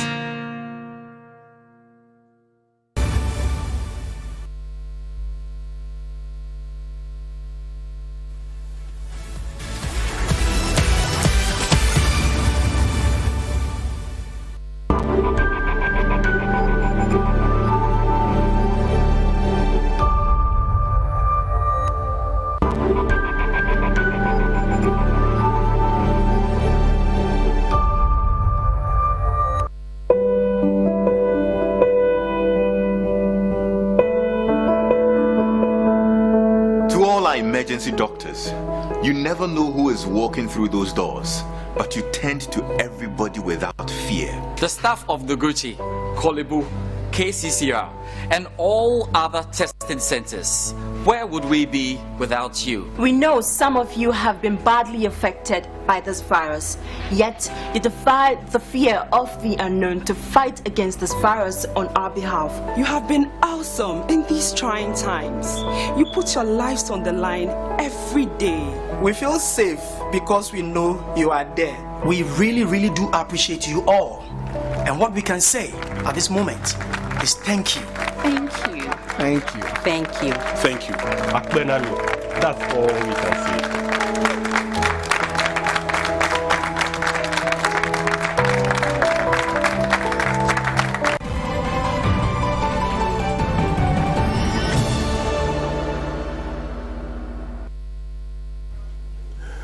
It's still live on Prime Morning with me, Daniel Daze. Now, beyond the headlines is where we begin with. Like I said earlier, we have a number of guests related to the NPP's parliamentary primaries. In fact, young members of the NPP who are challenging the legends and the stalwarts of the party. We are asking if these are the giant slayers. In fact, one of my guests is already with us in studio. But before we begin that conversation with him, there's a critical bit of information we need to know about flooding. Engineer Abdullahi Mahama is a civil engineer and he's joined us via Zoom. Engineer, thanks for joining us. My first question, the flooding has begun and it has begun in earnest. Can we say that the COVID-19 will have any sort of effect on the floods? Yes, good morning to your viewers. It's going to have an effect. That is regarding how we're going to treat the PPEs that we have in the system. You know, already we have challenges with the polythene bags in the system, or the polythene bag that is produced by the country in demand. Now, something has just been skyrocketed. We are looking for PPEs in the region of millions of quantities. The gloves, the nose masks, the apparel that are used by the frontline health workers. You know, some of them are saying that sometimes before they even get one person treated, they need about 8 sets of the apparel, the gloves, and other things. So, if we don't get a way to treat some of this waste, which has come to add to what the already existing challenge, we're going to have a serious problem at our hands. That's time. Right, so Engineer Abdullah Mahama just told us that, and if Engineer, if I can hear you clearly, you're saying that because of the disposal of PPEs and all of this extra plastic waste we're going to get, we may have a serious problem with flooding if things are not checked. Now, This is, of course, against the backdrop that we already have a challenge with landfill sites, especially in the capital, and the permanent disposal of rubbish. Is that the case? Yes. In the coming weeks, I will be coming out with a report, which I'm currently undertaking. I'm about how we dispose of our waste up the capital now. Now, you see, some years back, when we were in Burma camp, we knew Achimota was far away. That was one of the disposal sites. It moved to Ofanko when the community was actually catching up. It moved to Amasama. It moved to Midye. Now it's going to the outskirts of Nsawam. And I'm going to write an extensive report about that. How we know the problems and we sit down, we create the problems, and it becomes a big challenge to us. You know, we don't have an issue when it comes to, we have big issue when it comes to how we dispose of our refuse. Segregation of refuse from the normal perishable ones as against the ones which are unperishable. The one that can easily dissolve into the atmosphere by maybe getting rot when they come into contact with the soil, and the ones which can stay for more than 100 years without getting rotten. So we have a lot of challenges, and I don't understand why the experts are in the system, yet we still have this occurring every single time. So in the coming weeks, hopefully, I'll come out with a very big report, and then I think you guys will help us to actually try and salvage the situation. Otherwise, we're going to have serious, apart from the floods that we're going to have, in some years to come, most of our water bodies are going to be contaminated with a chemical called leachate. It's so poisonous than the DDT, because that is the water you find from refuse dumps. Those it looks brownish. It's a combination of rotten iron rods, rotten food, contamination of any other object or food leftover that comes into contact, and then when the water comes into it dissolves or gets into that solution, and then gets infiltrates into our soil and into our water bodies, the rivers or the lakes, all that. Right. So, Engineer Mahama, it looks like the plastic waste challenge is going to be a huge one. Now, let's start talking solutions. We've seen that the Odo started overflowing its banks. If we want to quickly do some desilting and do some dredge works on there, can we do something significant before the heavy rain setting in the next few weeks? I am certainly not sure. We cannot do that. This issue of the desilting of the Odo has been running for years. I remember last year I said the same thing, that we're going to have about 6 months if we take in some measures to go about how we're going to do the desilt the Odo. I just did a small calculation. You see, from the end of the Odo, that's the seaside, towards Avena, it's about 3 kilometers. Now, if you just take the average of the width of the Odo, which is about 30 meters, by the depth of the Odo, is about 10 meters. Now, I'm just using the 5 meter. Just say we have only 5 meters of the Odo silted, which is even beyond that. You're getting about 450,000 cubic meters of soil. Now, if you're using about 20 trucks even per day, and each of the truck can actually be carrying the silt to go and dispose of the outskirts of Accra, as in Ja, Kaswa, Amasaman, Ebri, that can do about 1,600. Now, if you divide 450,000 by 1,600 in an ideal situation, you are talking about 281 days. That will go beyond the next year. That will be around maybe next year, May, or I think March, April. So we don't plan. What I've seen there, I'm not seeing 20 trucks. Engineer, I want to see, because in our works with engineer, we know that you are working with a silt base. If we had a concrete base upstream, will it not reduce the amount of silt we have in there so that we can easily dredge them in a shorter period of time? Yes, you see, you have lined a storm drain from its discharge point all the way towards Avena and to the Abofu. Now, just beyond the Abofu, where we have when you're going to the New Achimota station, the back of New Achimota station, new plan, all the way to Domain, Kwabenya, Brekusu has not been lined. I've done some videos that have circulated, I think, last year, and some of the slabs have actually collapsed into the Odo, the Abofu section, thereby reducing the velocity. Now, all the water from the Aveno, the Abofu end towards Domain to Kwabenya has not been lined. And so that still would keep on coming to Accra every single time. Engineer Abdullah Mahama, thank you so much for joining us this morning. Two key statements that he made. First of all, that COVID-19 will probably contribute to greater flooding. The second, it will take 281 days to desilt the Odo. Engineer, thanks so much for your time. We'll go more on flooding during Social Watch when MFA takes over the conversation. But let's turn our attention to the second part of the conversation that we're going to have. Like I said earlier, one of my guests is already with us in studio, Kojo Frimpong, who is a presidential staffer.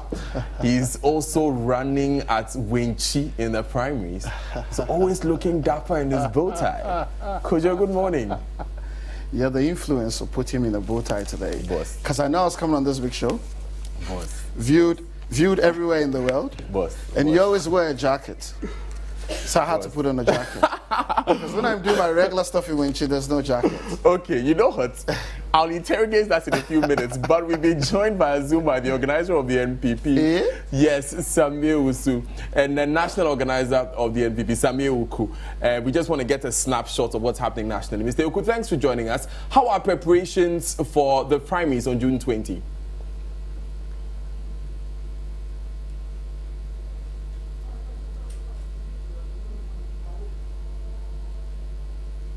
Right, Samir Oku is national organizer of the NPP. He's with us via Zoom, and we just want to get an idea of how the NPP is prepared for the primaries and some of the issues that are being dealt with as we speak. Let me come back to Kojo in studio, and then we'll go ahead. So, first of all, you've been known as a media man. You know, you worked with government for a while.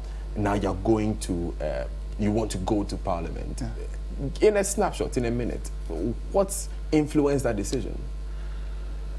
So, you know, every time I go to Winchi, I say this. It feels like I have an itch to scratch every time I'm in Winchi. I hate to do this to you, Kojo, but we understand that the connection has gone through. Mr. Oko has gone through. Okay. Let's quickly deal with him. Mr. Oko, so tell us about preparations nationwide for the June 20 primaries.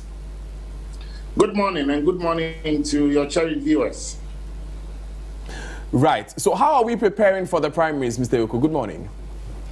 Well, the party has outlined an elaborate program and processes leading to the election of our parliamentary candidates in the constituencies where we have sitting members of parliament. Starting at 7 a.m. on Saturday, June 20th, and ending at 1 p.m. On Saturday, June 20th. The 168 constituencies where we have members of parliament, the party will undergo this parliamentary primaries. The elections will be conducted across electoral areas of our country. The NPP will also provide PPEs, the face masks, the hand sanitizers, and all for our delegates who will be participating in this process.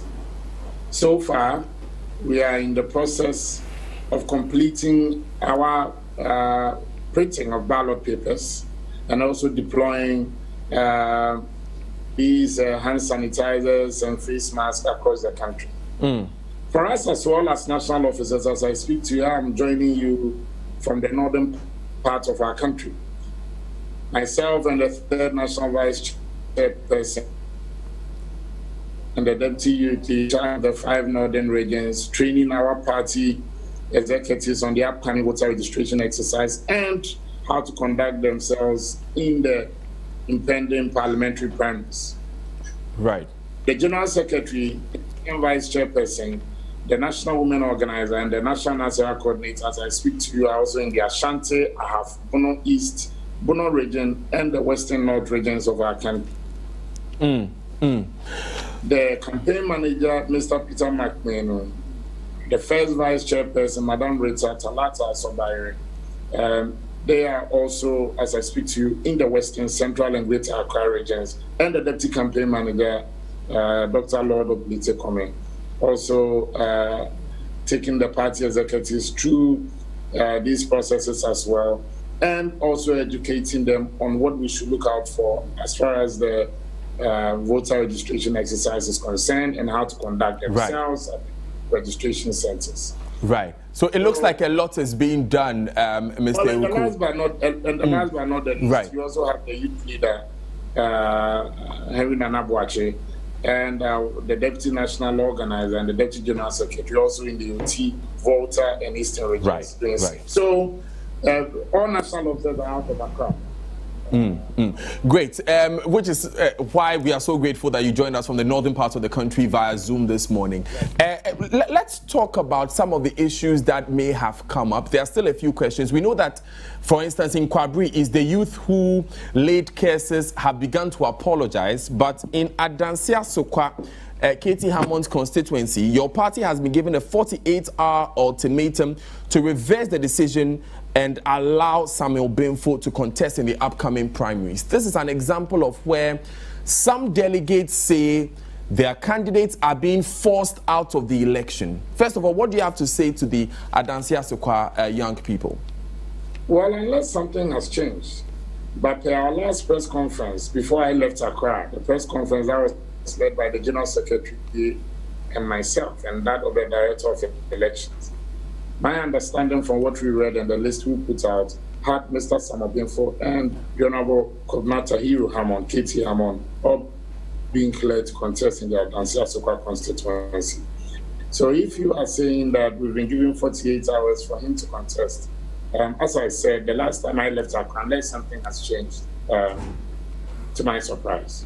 Right, of course, the Chronicle newspaper reported on page 3 and on their front page, actually is the banner headline on their front page, but I see here the letter is dated the 8th of June, which is on Monday. So that means that did you jaw with the young people and have the issues have been settled with Mr. Benfo? Well, we continue to engage aggrieved parliamentary aspirants behind the scenes.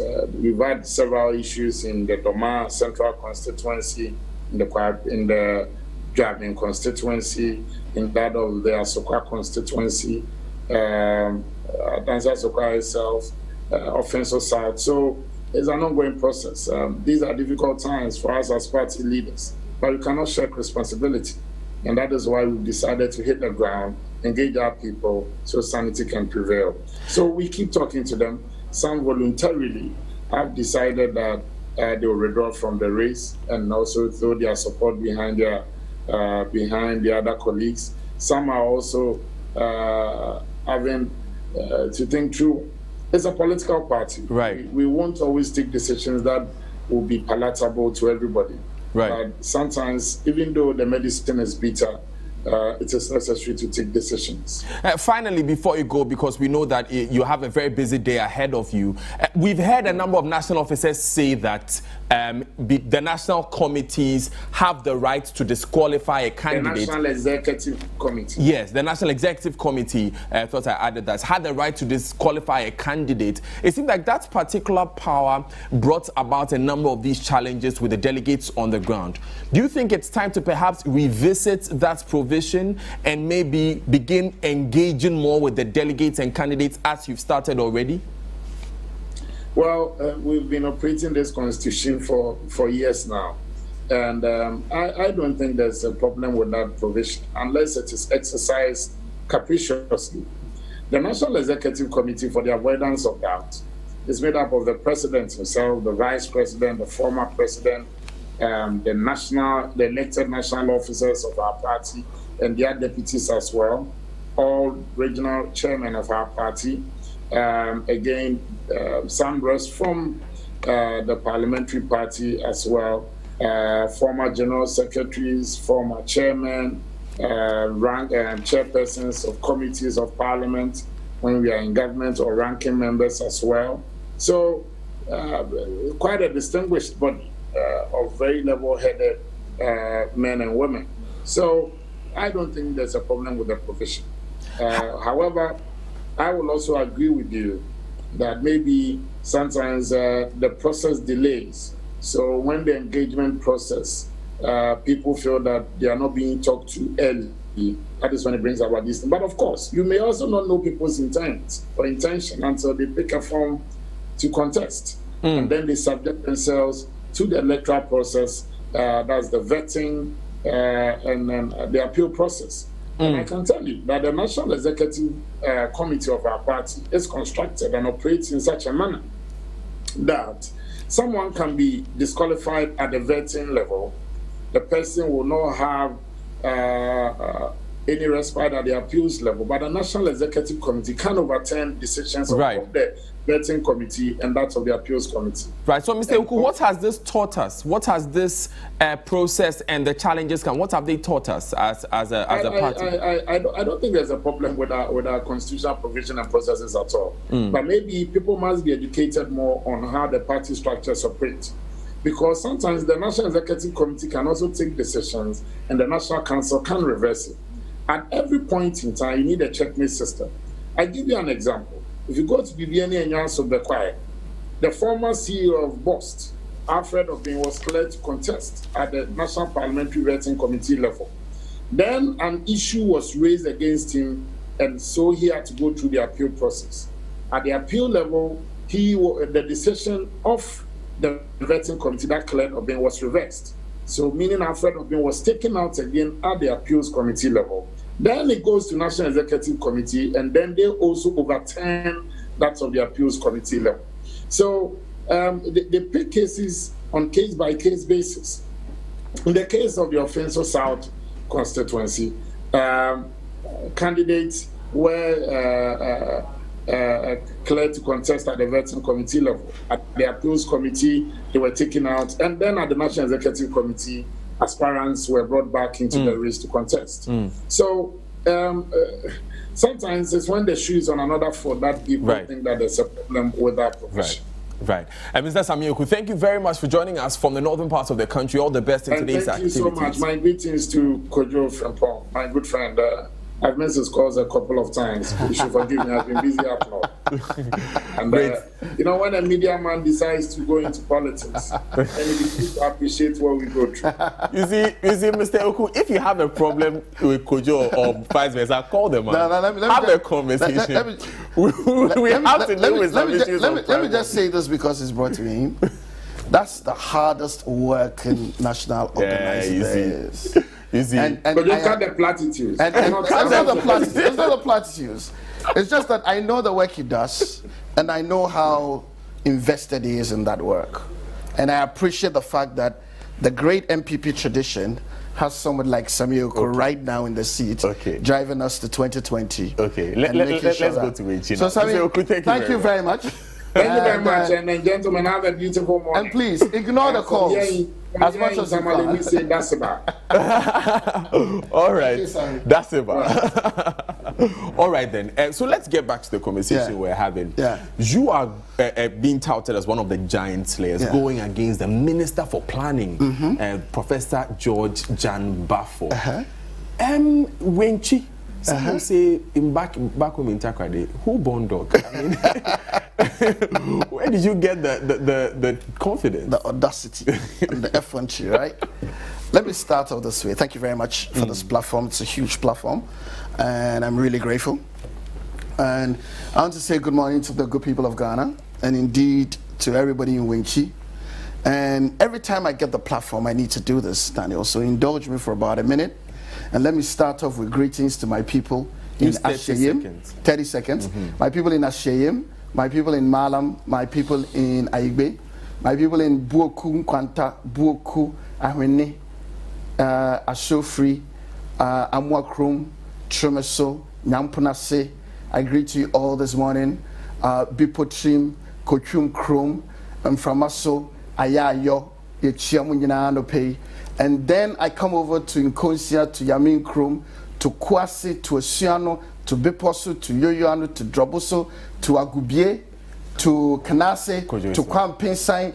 You see, if I leave if I leave some out, It's a problem.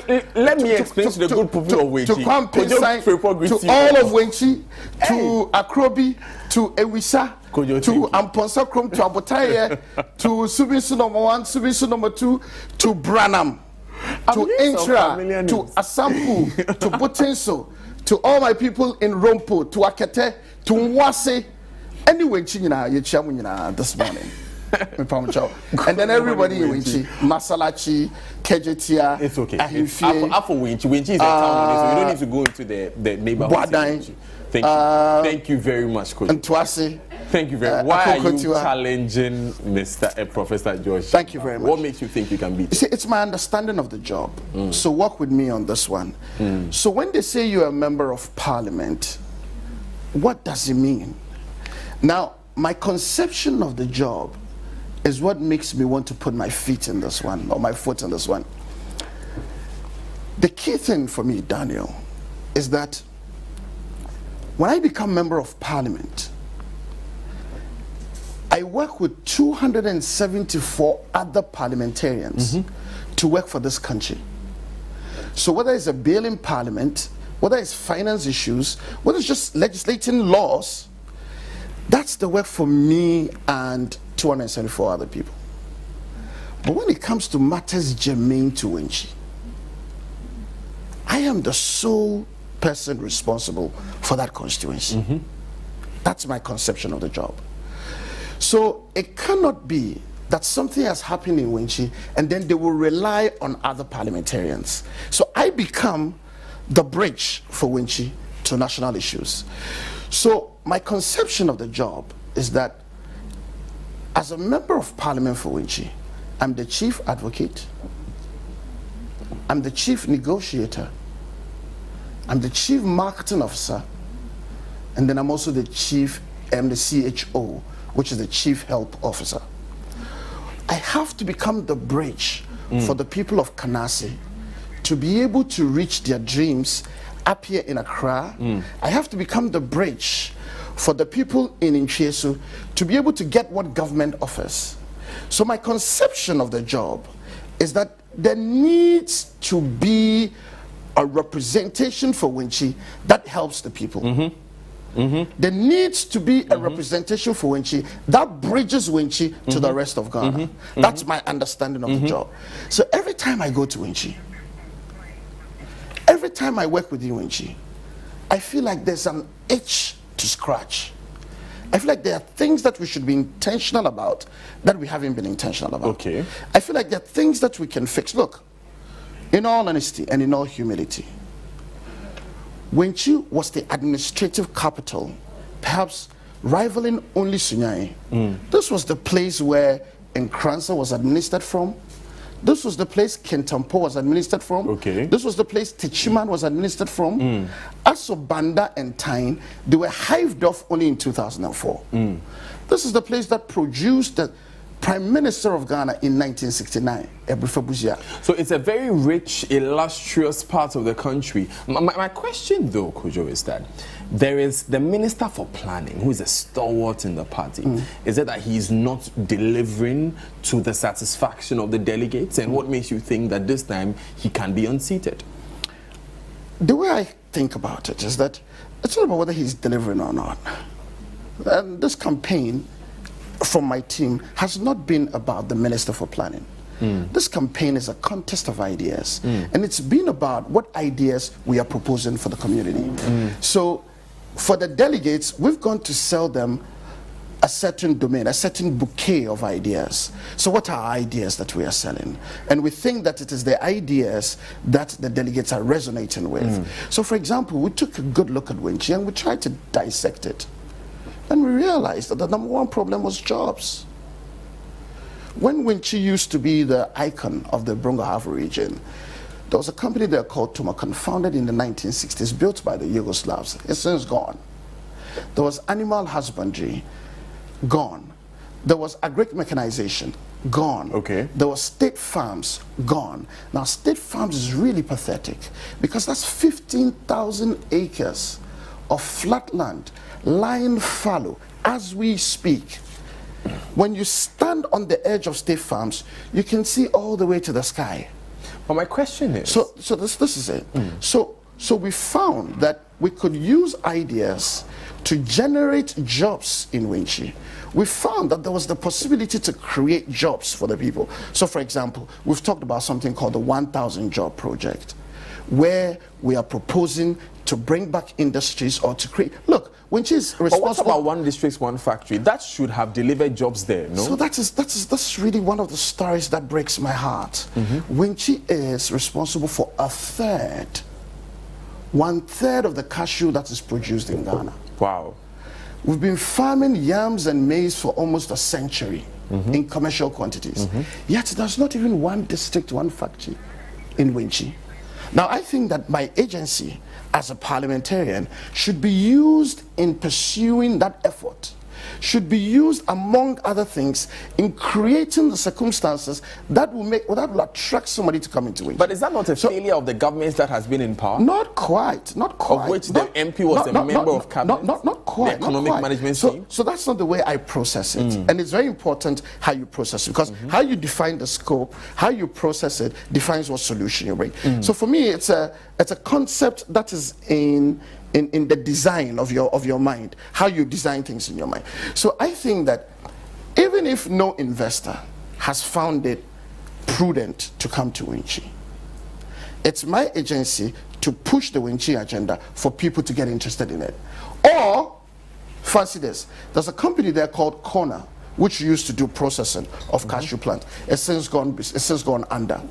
We have engaged the management of Corner to find out what their problems are. And we are, as we say here, we're currently helping them out to be able to solve those problems so that Corner can come back. And the management of Corner has promised me that they're going to come back and they're going to be a source of employment for about 200 people. So it's the way you engage. There are about 4 quarries in Winchi. Brilliant management, brilliant quarries. One day we went by the quarries and we said, how are you doing, guys? How are you performing in this area? And they were like, nobody's come here to ask us, and we've been here for 16 years. Nobody's come to ask us, and we've been here for 12 years. So I think it's how you use the agency. But what are you going to do differently? Because I've spoken to so many candidates, I've spoken to so many MPs. I'm going to push for investments. I'm going to help companies come. 4 years down the line, it's another story. What are you going to do differently? It's whether you know how to do it, because you see, it's not just by talk. It's also knowing how to do it. As we speak, we're in negotiations with a Canadian company, which is going to come to process 5,000 acres, farm 5,000 acres of the Branham lands to produce sweet potatoes for export. 5,000 acres. When are they coming? So I'm leading the effort now, and we believe that once they know that we are investing, you see, I'll tell you a story. We have lobbied for some fish ponds for fish farming to go into Winchi now. But you didn't tell me when the sweet potato farmers... No. It's starting by December of 2020. December of 2020. It's starting by December of 2020. But you've done this. You've worked at the Ministry of Business, if I may. Yeah. You've worked at the Ministry of Business Development and as a presidential staffer. And I've been following your progress. Brilliant stuff. You went to Harvard and back. But why haven't we done things like this for Winchi in the past 4 years? Or we were waiting to come to power? Because it's the agency, right? So that's why I wanted to tell you the story about the fish ponds. So we lobbied for and this is from the Ministry of Agriculture. And we know the upheavals and the hurdles and the loops we had to go through for that to be done. And we're like, come on, if we were invested with the power in Winchi, we weren't going to go through that circuitous process for that to happen. So for example, if I was producer on this show and if I was a presenter on this show, we work differently. If I was the master producer, the executive producer of this show, perhaps some decisions I would take would not need too much reckoning before the things happen. Would have given you more time. Would have given me more time. So it's exactly how you process the agency. And we found out that once we're invested with the MP title, we're able to fast track things for Winchi. Because when I'm starting for where I'm standing for... So is it that someone is not fast tracking things for Winchi? Because you're telling me about so many things that should have happened by now. So I'm saying that this is not about the campaign of Professor Jambafo. This is not about the candidature of President Jamafo has been in Winchi for 16 years. One of my favorite statements in politics, I heard it from Anthony Cabo first. I'm sure it's an old statement. So he said that every election is a referendum on the current administration's performance. Yes. Would you agree? I absolutely agree. And that's why we have decided that we'll pose it differently. So this is not about what Jamafo has done or hasn't done. That's not my business. Okay. This is about what the Kojo Frimpong era will bring to Winchi. Okay. This is about the kind of ideas that we want to push for Winchi. This is about our goals for Winchi. And you know, Daniel, I like to see things from the end. So I say to people that I want to be the guy who's walking down Winchi in 10 years' time, and they will say, that's Kojo Frimpong. If it was not for him, we wouldn't have these factories in Winchi. That's Kojo Frimpong. If it was not for him, I would not have become a doctor. Okay. That's Kojo Frimpong. If it was not for him, we would not have a place where capital meets agriculture, meets investment, meets technology. So I like to see that as your ideas and what you are bringing. So one sec. I like to see that as the end point. So how do I structure today to deliver that end point? It's a bit like when Michelangelo is carving the archangel from a piece of stone, right? So there's just stone, and everybody sees it as stone, but he sees an archangel in it. So he stands there and he starts carving, and over time it becomes the archangel. So what stone is there now? What stone exists now? What has been done in Winchi that you're going to build on? Oh goodness! I'm telling you that this place is responsible for 1/3 of the cashew in Ghana. I'm talking about development that has taken place in Winchi that you are going to build on. And that's exactly what I'm saying. That how did we come by this place where there's so much cashew? All right, so we have 1/3 of the cashew in Ghana. We think that we're even going to rearrange and redesign how cashew is bought in Winchi so that the farmers will benefit. We think that as of now, the way cashew is bought does not benefit the farmers. So we're going to redesign that, and we have a plan. We think that we are an agricultural society. All right, and agriculture today is not just about the old-fashioned 2-acre smallholder farms. We're talking about, can we go into commercial farming? Can we do 500 acres under cultivation? Can we do 1,000 acres under cultivation? What would that mean for capital? What would that mean for technology? What would that mean for jobs? You're still going into the plans. I want to know what has been done, what exists. So you said that cashew. Cashew exists. Cashew exists.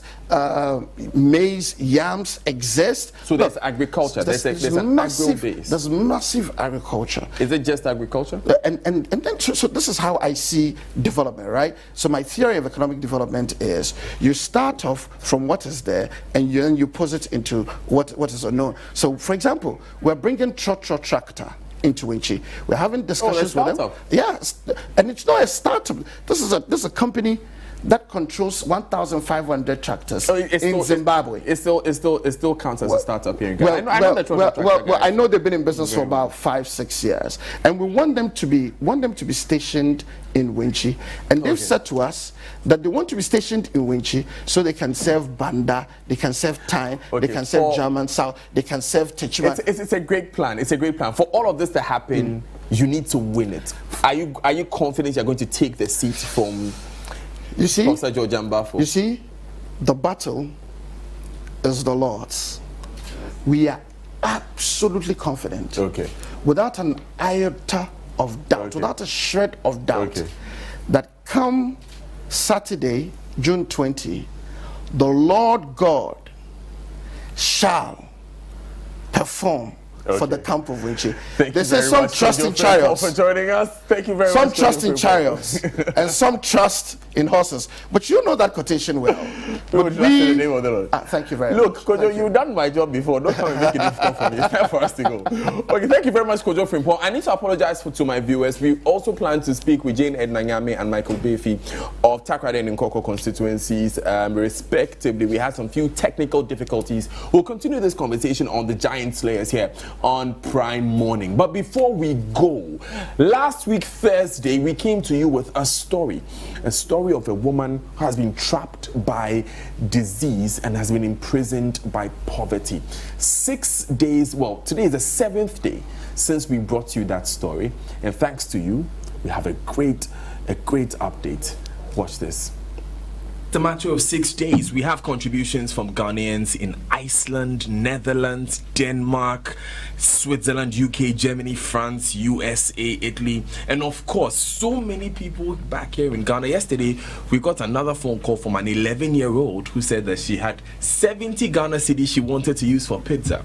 Wow. But she saw the story on television. That's very and she touching. decided. And there's a second one because last the second 11-year-old. We had the 5 Ghana cedis. 11-year-olds and this contribution. But it's great. We've had 2 corporate organizations step forward, and we had this special announcement from the spokesperson for former presidents, Mahama Joyce Bawa Mokhtari.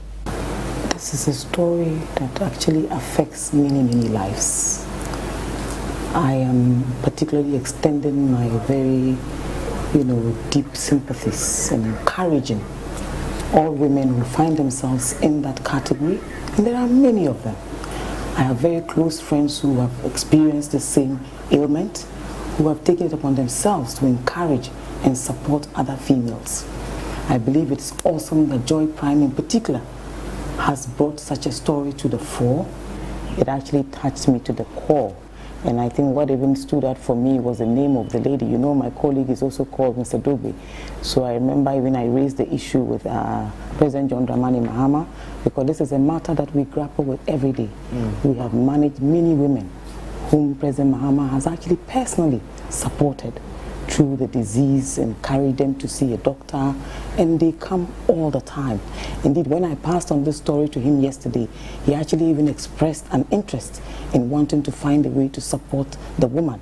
That is, if she's willing to accept the support and she finds a place, I'm sure he'll be happy to help her rent a place, and we see what we can do in terms of helping at least to alleviate, ameliorate and ease her pain in one way or the other. That's some good news there. The former president wants to help this woman, and we're looking forward to that, Daniel. Yes, but can you tell us about the breakdown, how we're going to use this money? Medical expenses, we are getting caregivers for her because right now she can't take care of herself. There's upkeep of the children, including food, etc. In fact, yesterday when we went to see the kids, they were talking about how they have interest in history and computing. I'm trying to put together some books for them to engage them because schools are closed because of COVID-19. Agnes herself is currently on admission at Kolebu Teaching Hospital.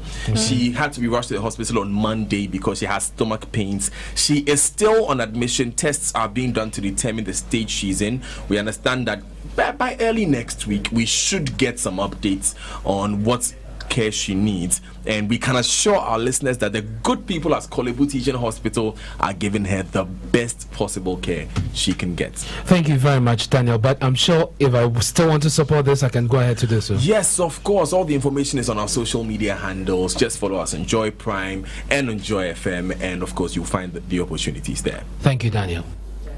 And that was last night on Newsnight with Ernest Menu and MFR Pow. This is how we wrap up today's Beyond the Headlines. My name is Daniel. Thanks so much for all of you who have been helping with Agnes.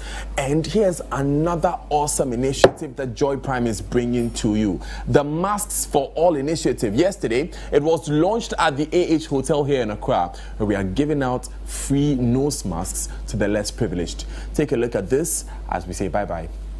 And white, and the response is going to be immediate and very significant. So even as we watch these videos, we are continuing in white, and the response is going to be immediate and very. I must also say that we were the first to have given out branded masks to the public, and so for us, if we start something like that, and a team comes to tell us that we also want to go out and support the less privileged, the vulnerable, and the needy. It was yes, our steps are being followed, and so we jumped at it. Joy Prime at Multimedia as a group, we're offering our entire multimedia platforms for this campaign to call out to everybody out there that this is a good initiative that we all must support and ensure that this COVID-19 that has bedeviled our economy, bedeviled our social activities, bedeviled our lives. We can't go out as normal. It has changed the times to very extraordinary times for us. When we look forward to extraordinary times being times that we will rejoice, marry together and say we are successful as individuals, as a country, and of course, as the world at large.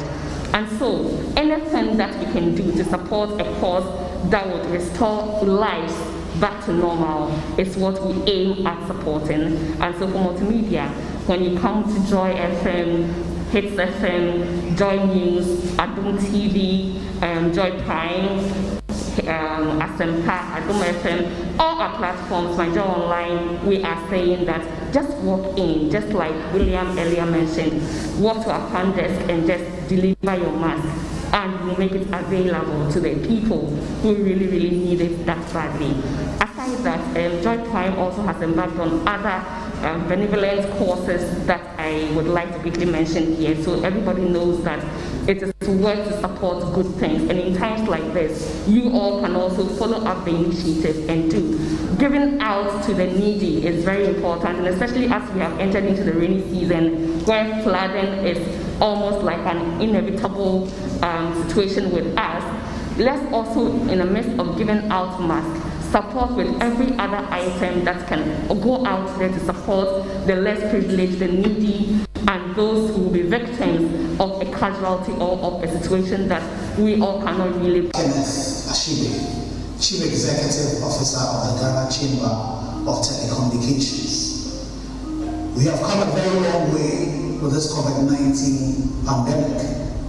Fortunately for us, the virus has no legs. So if you do not move, the virus will not move. If it should become very necessary for you to go out, avoid crowded places, and ensure that you have at least 1 meter distance between you and the next person, and definitely wear your mask. Please support the Mask for All initiative by donating face masks to be given to the needy. I pray that the good Lord would support all of us and keep us safe. I support the Mask for All initiative. I'm Dr. Lucia Pia, Executive Director, National Population Council. COVID-19 has re-echoed the fact that we have to stay hygienic to be healthy. Let's wear a mask, especially when we are stepping out of our homes, and wear them correctly to protect ourselves and others. Let's also be mindful of the fact that there are vulnerable people amongst us who cannot afford masks. Support the Mask for All initiative and donate to the Mask for All initiative so we can have masks for everybody for protection. Thank you. I'm Dr. Kenneth Ashibe, Chief Executive Officer of the Ghana Chamber of Telecommunications.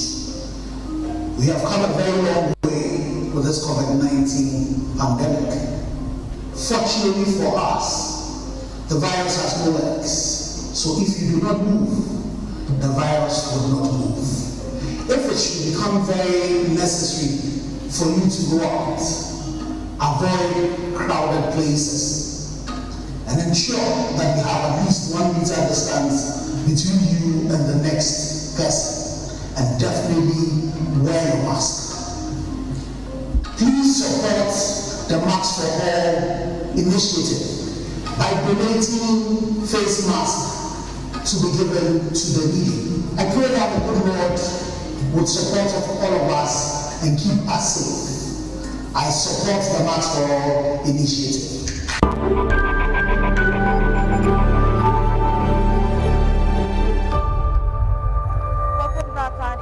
Joined us. This is Prime Morning. Just before we go into social watch, as you have seen, yesterday we launched the Masks for All campaign. We are asking and telling you that help donate so that we can reach out to many more persons who would need the mask. But to do the talking and answering of all of the questions, Jay, is everybody's favorite. Well, today's not a wedding reception.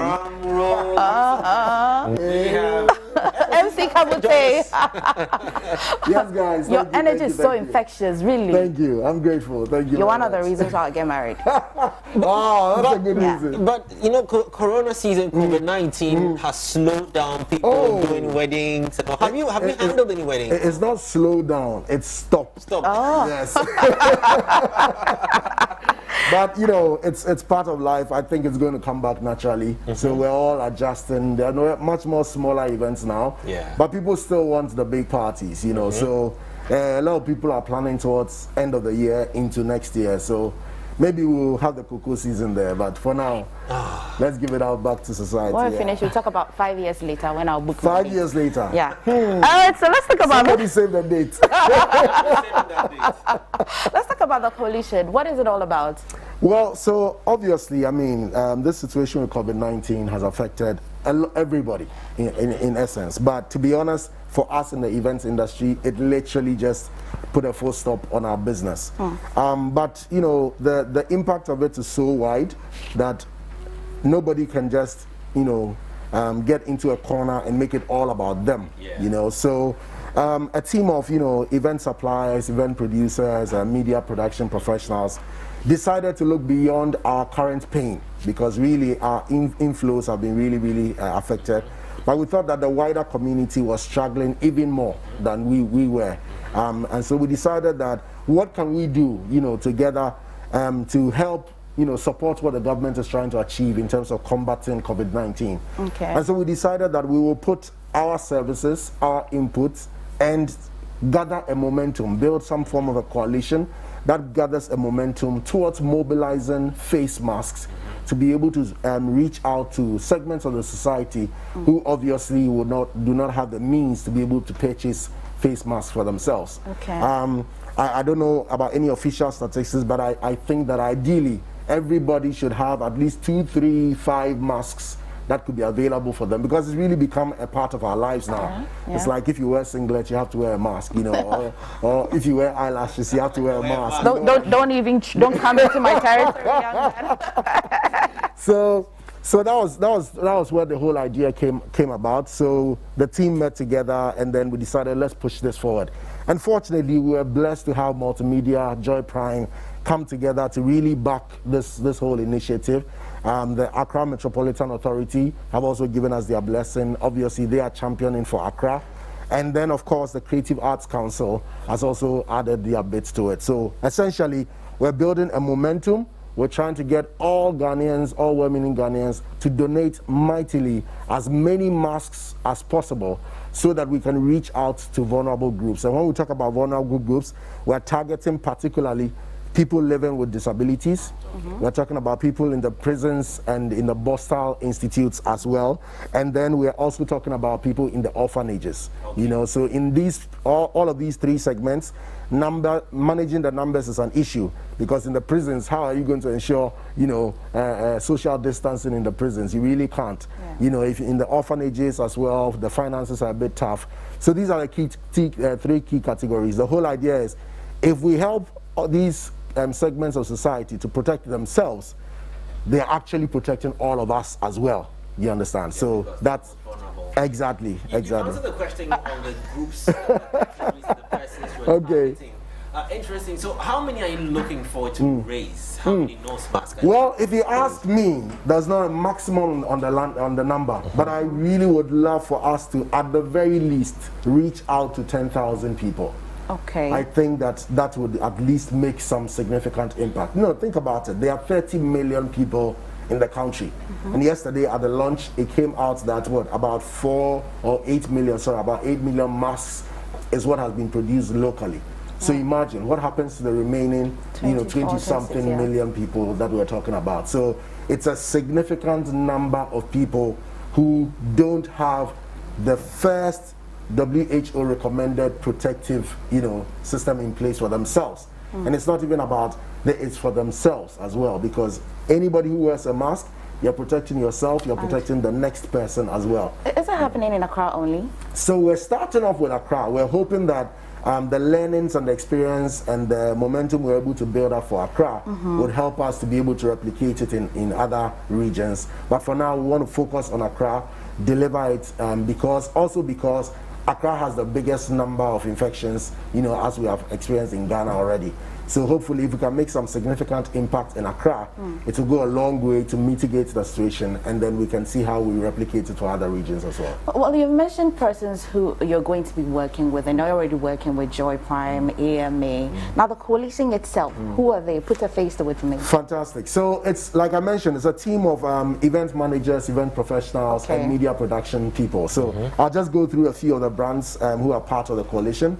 We have the team from Rhythms Africa, Positive Communications, 3 Music Network, Platinum Live Media, Event Factory, Retail Communications, WAB Lighten, Treasured Memories, The Oval Workshop, Valuecom Consult, and of course, Kabutema MC. All right. Share with me your target audience. I know that once you can afford to buy a mask for yourself, at least you can share with somebody. But who are you really and desperately looking for to come on board? We're looking at everybody, every Ghanaian and everybody living in Ghana who recognizes the fact that not everybody has the means to purchase what may look like a simple item as a face mask. You know, anybody, whether young, whether old, we're not worried about whether you can give 1 face mask or you can give 1,000 face masks. Whatever number you can contribute, give it out there as, if you like, your way of ensuring that the collective society is protected. Okay. So if you're a student, if you're a parent, if you're a teacher, if you're a politician, if you're a music icon, a sports personality, whatever your background, if only you have a heart to connect to the fact that people need to be protected. I mean, if you step out there right now, you know, just across the street, you see several people without face masks. Several people, despite the fact that it has become a law and for our health it's important. But to be honest, not everybody can afford a face mask. Okay. It's great. We're just going to wrap this up quickly, but it's great, this initiative, it is. But what are the challenges that you're expecting to face with this? Well, for me, everything else can be surmounted. The only thing that we think is critical is for people to be able to respond wholeheartedly and spontaneously to this.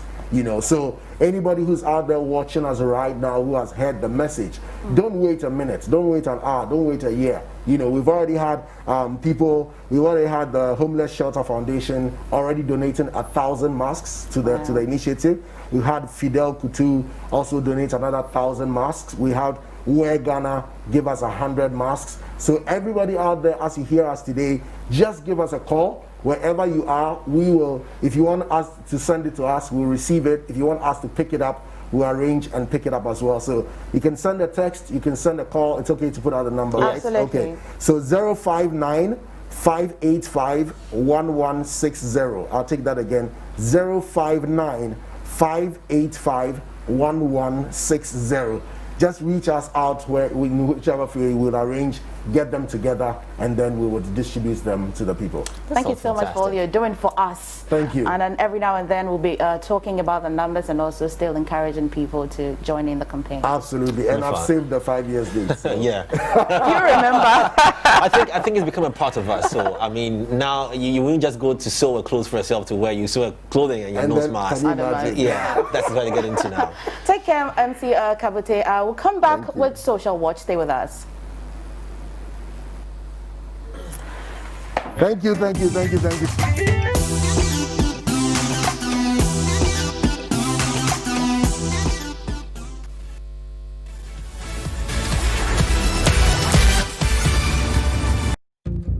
Accidents do happen.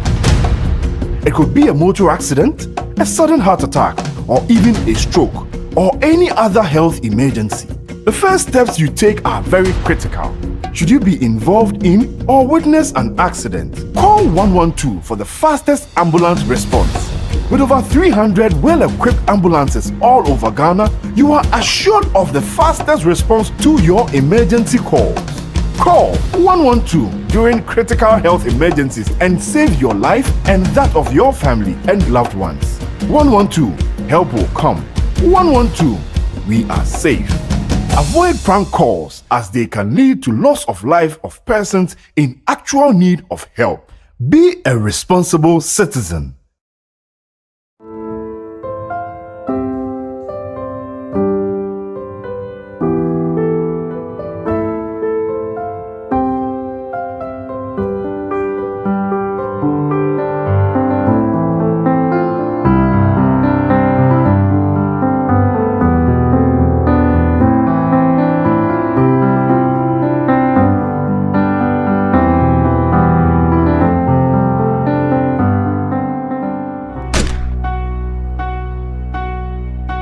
Success in every endeavor requires critical partnership. When it comes to consumer home electronics, quality from Syndicated Capital is your trusted partner.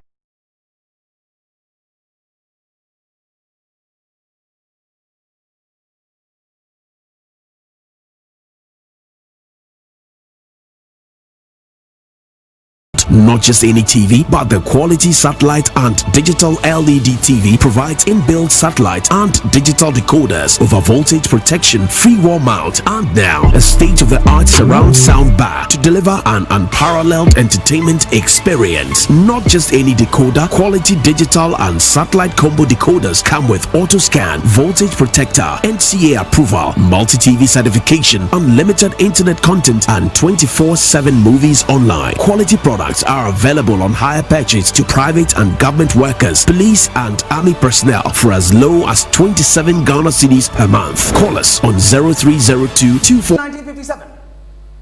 When did Ghana become a republic? 1954. Hey! This is your song. Pimpana bana. Pimpana bana na. Pimpana bana de. Pimpana bana wa na minu be. And you man no. Sugar Daddy song. Typical Sugar Daddy song. Money na hand, back na ground.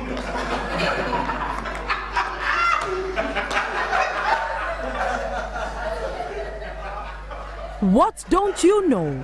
Shows Saturday at 5 p.m. and repeats on Friday at 3 p.m.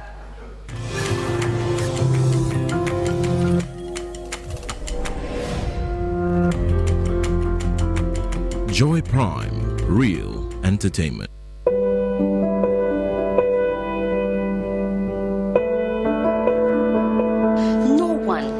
No training, no amount of preparation can get any professional ready for this kind of pandemic. We feel safe because you know you are there. Thank you, all our frontline health workers. I want to say thank you to the first responders and the ambulance crew rushing to situations unknown. The call center operatives who stay on the other end of the phone lines 24/7. Thank you. To cleaners at the hospitals and in isolation centers. Today, your job is more dangerous than ever. Thank you, Akbenami. We feel safe because we know you are there. Thank you, all our frontline health workers. Thank you, thank you, thank you.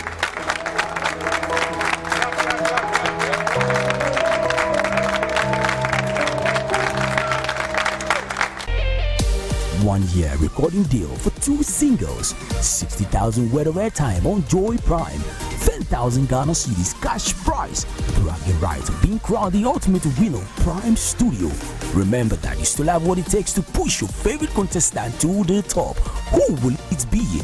Melissa, Okesie, Naja, Good Boy Legend, Arte, Wami Sticker, Kisses, Kwame T, Mickey J, and Kobe G. Vote for your favorite contestant by texting PS followed by the name of your favorite contestant to the short code 1903. Prime Studio, rock the world.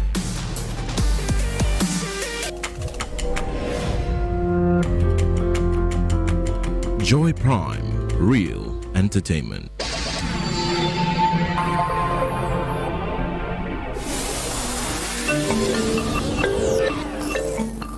Welcome back, and this is Social Watch. And on this segment, I'm joined by a representative from NADMO. I'm also joined by a representative from a pressure group. I'm also joined by a victim and eyewitness. However, we have a backstory. Let's watch and we'll come back, we'll talk about it.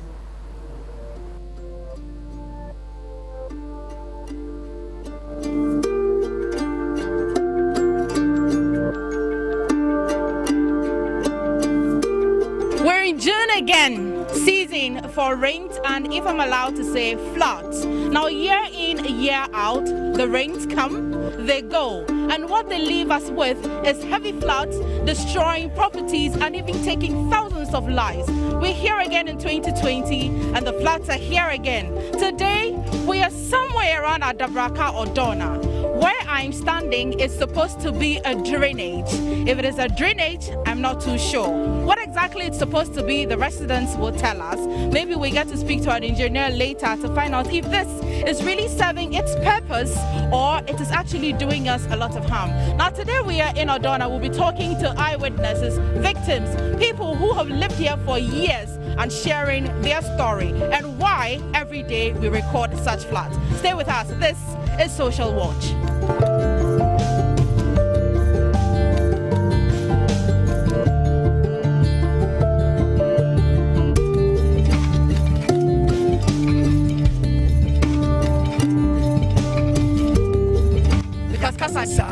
Sister, this is not the first time, this is not the second time.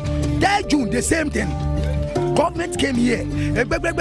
We will do up to now. Nothing has been done. You say nothing. What do you want? Every year we face the same problem. Every year we face the same problem. Look at the gutter. Look at this village. Before they do this, just less than 2 months before we saw the contractor packing his whatever cheapest and then one of these. Look at what this is. Look at this here. Look this place. It's a waterlog, and as it's a waterlog, we need a greater gutter that can consume all the overflow of water that passes through any arena around this place. Because right now, as I'm speaking, my mom is in a lot of costs, and the cost that she is in over 200 million, which I can't even help her to whip her out of her pain because I don't know what to say to her. So some of the residents are accusing house owners that they know that the area is not safe, it's a flood-prone area, and yet they are renovating and still adding rooms to their houses and renting out to tenants. How do you feel about it? I think they are speaking their mind. But what I know is this building has been here over years, over 50 years. And this is what my great-grandmother left us. So if some people are saying that the landlords know the situation here, and then they are renovating their houses, it's very bad.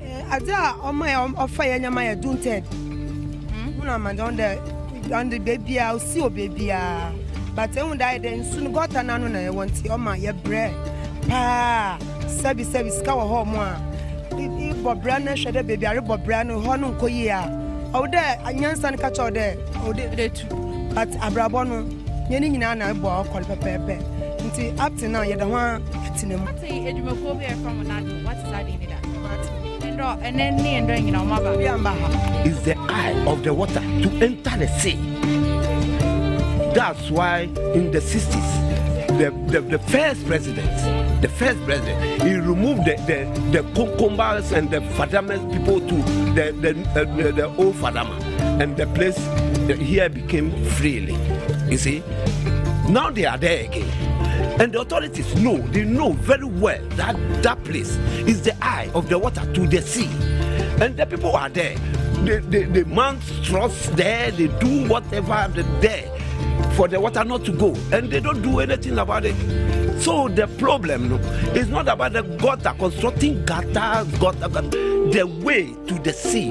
All the waters from the mountains, from elsewhere, all came through and passed here to the sea. So if you don't give him way to the sea, then what else do you want him to do? It will come back. Look.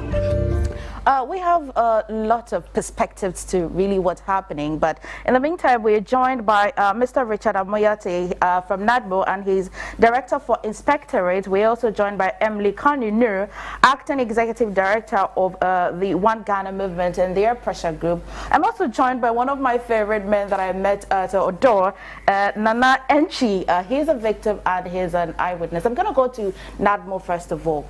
Sir, good morning. Thank you for joining me in the studio. Good morning. All right, so I just want to get an overview of exactly what your mandate is. Me as a citizen, I'm getting the impression as though you are a reactive and a responsive team. Is that what it is? Let me take this opportunity to say good morning to my Director General and then my colleagues in NADMO who are working around the clock to save lives. It's not easy. Yeah, then back to our mandate is to manage disasters and emergencies, and to build the capacity and to develop the capacity of communities to respond to disasters and emergencies. Okay. That is I'll stay with you again. The video that we showed, it's a part of the Odo shall I say, community. Are you familiar with that area? Yes. And what would you say exactly is the problem over there? See, the last speaker said it all. I mean, what is supposed to be a buffer for the odor, for the water to quietly enter the sea? There's everywhere. Buffers have been encroached. So when there's an overflow, what will happen? The water will just enter. Those who have encroached will become victims of any overflow. So I think the last man said it all. All the waters coming from the mountains, they are all finding their way to the sea. And so if you stand in their way, they will overwhelm you. They will inundate you, and then it becomes a flood. Is it a hopeless situation? Not entirely hopeless. Not entirely hopeless, but we are still working around it, and then with time we'll get better and better. Nananchi, what to say? All right. And we know we didn't come. Yeah. And so the toy, I don't know. And then is here. But before I respond to what there will be something. Mr. Mechi, I'm in Crawford, but more market or donor market. Also, bet me a couple of hours. Yeah, all right. So speak English. So I'm sending my greetings to Odona Market. Okay. Number 2 Traders Association. And my president, Mr. Doris Anaglu, the vice president, Madam Diana Kute. I beg to differ. My gentleman was saying that those who have encroached, we are not part of those who have encroached that area. Okay. Government brought us. From where to where? From Novotel, where they have built the Octagon House. We were there selling there, and they relocated us to this place. How long have you been staying there? About 11 years now. What was the arrangement before you moved to there? Nothing went on. We came to make a bare ground floor. So we even tried to make structures over there. And we have told the authorities that if they allow us, we will self-compelled, but they will never allow it. For instance, from Governor Poy's time. Yes, and the big disaster that happened 2015. So they are aware. We are not encroachers. So where you are particularly, where I was standing, that bridge. Yes. What does it do for you? Does it help in, at least you have accepted that there's been flooding in that area? Yes. That is there a drainage? What does it help us? Is even adding more harm? Do you know something? Yesterday, I think 3 years ago, it didn't rain even for 1 hour in circle here. Okay. Before it was raining, the bridges were full already. Because of the brim. So when it rains even small in circle, because that's the last one was saying, from a group everywhere, this is the last stop. Okay. So when we see that the thing is full, then it's raining here, then we are doomed. We know because we have stayed there for quite a long time now. And we are helpless. We are traders. We trade over there. And so we can't do anything about it. So I saw a lot of filth in that drainage. Where from the filth? It's from far. It came with the water? Yes. Okay. Even the gutter is about, the feet is about 20 feet or so. But if you go and open it, you left about 10 feet. So on the 8th of June, still staying there, on the 8th of June, the flood that happened, did you have any disaster in that particular area? The disaster we are counting our losses now. Okay. Mazes, everything is has been flooded. We sell, we sell foodstuffs. Yes. So everything is in a mess now. Did you call NADMO when it was happening? Oh, you see, the first person was saying that we have been always they come there. They know us. This particular one, did you call? This very one. Yes. I just called assembly, but he didn't even responded. Now, Emily, I see the show. Excuse me, where exactly is he? The market? Is it Odona Market? Yes. The pedestrian? No, the other one. We are outside the pedestrian one. The back of the pedestrian. The back of the market. We sell foodstuffs. So I'm told that market didn't exist actually. It was a bare area, and then they were relocated to that place. And so the market itself has become a blockade for the water to be able to pass. And ideally, the place would need some sort of a gutter to help water pass. I don't know, that's quite technical and quite engineering, but if I understand yesterday, talking to the victims, they haven't heard anybody from NADMO, they haven't seen anybody. In fact, the footages that we shows were, what you've seen is just a little bit of what has happened. It's quite more serious than what you've seen. But I'm going to come to you, Emily. You're a pressure group, and since 2015, you've had experience with the June 3rd victims. Governments, day in, day out, would come and then promise things. Can you share with me what your findings have been so far? Well, since 2018 actually is when we have had any contact or interactions with the victims. Okay. And like you rightly asked, what have been our findings? Well, per the June 3rd report, which is what we have based our work on, there's been a lot. Blockades, like everybody has said. Storm drains have to be created, but they haven't. There's plastic waste everywhere. Now, what's the cause of all these? It's we ourselves as humans. Right. We are adding up to that, and then also encroachers. That's like a major thing. Now, why are we allowing people to encroach on the lands? That's also the work of authorities. We have institutions in place who are supposed to do the right things. So I believe that if the people do their work that they're supposed to do, we will not have these problems. Okay, great. So we've mentioned in all of our conversations, we've mentioned encroachers. We have the Chief Executive Officer of Accra Metropolitan Assembly, Mayor Mohammed Ni Ajesowa, and he's on standby. Hello, if you can hear me, sir. Well, I can hear you clearly. Hi, good morning, and thank you for joining us. Oh, and thank you for the Max for All campaign. When we finish talking about the floods, we get to talk about that as well. Is that okay? That's very fine by me. Okay, so you missed out on the video if you did or you didn't. However, there's been huge challenges. I mean, every year we keep talking about results of flooding and all of that. Now, we have a case study of behind the market around Odo. It's close to Adabraka, where there's been some drainages, and persons over there have said that they were moved there and they're being described as encroachers. Have you heard and have you seen it? Well, thank you very much again for having me. Let me say morning to your wonderful viewers, and then to I managed to catch up the submission from the gentleman in the black. Unfortunately, because of the mask, I'm unable to know who he is, and then the rest of your guests. Okay. However, to proceed, the issue about flooding along the Odo Channel, it's quite complex. It has an history, and your guests in your studio have all been trying to give an historical perspective, but different shades of opinion on what are the causes and how it could be tackled. That clearly tells you how complicated the matter is. Okay. However, the impact of any heavy rains affect all of us. So we should be able to hold the bull by the horn at a point in time to say that as part of the measures of solving the perennial problem of flooding in Accra, it is not just the construction of storm drains, but people also that have encroached on the buffer should also be a matter of concern, and what the city authority, and probably with the intervention of the state, will also help us to relocate some of these people.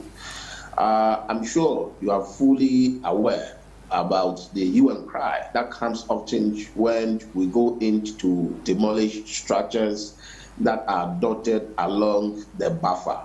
About 2 months ago, during the lockdown, your multimedia held me for over 1 week for pulling down structures along the old Fadama, simply because we are trying to widen the channel to accommodate more water in case it rained. Fortunately, around that time, it rained for about 6 hours in Accra, and we didn't experience flooding.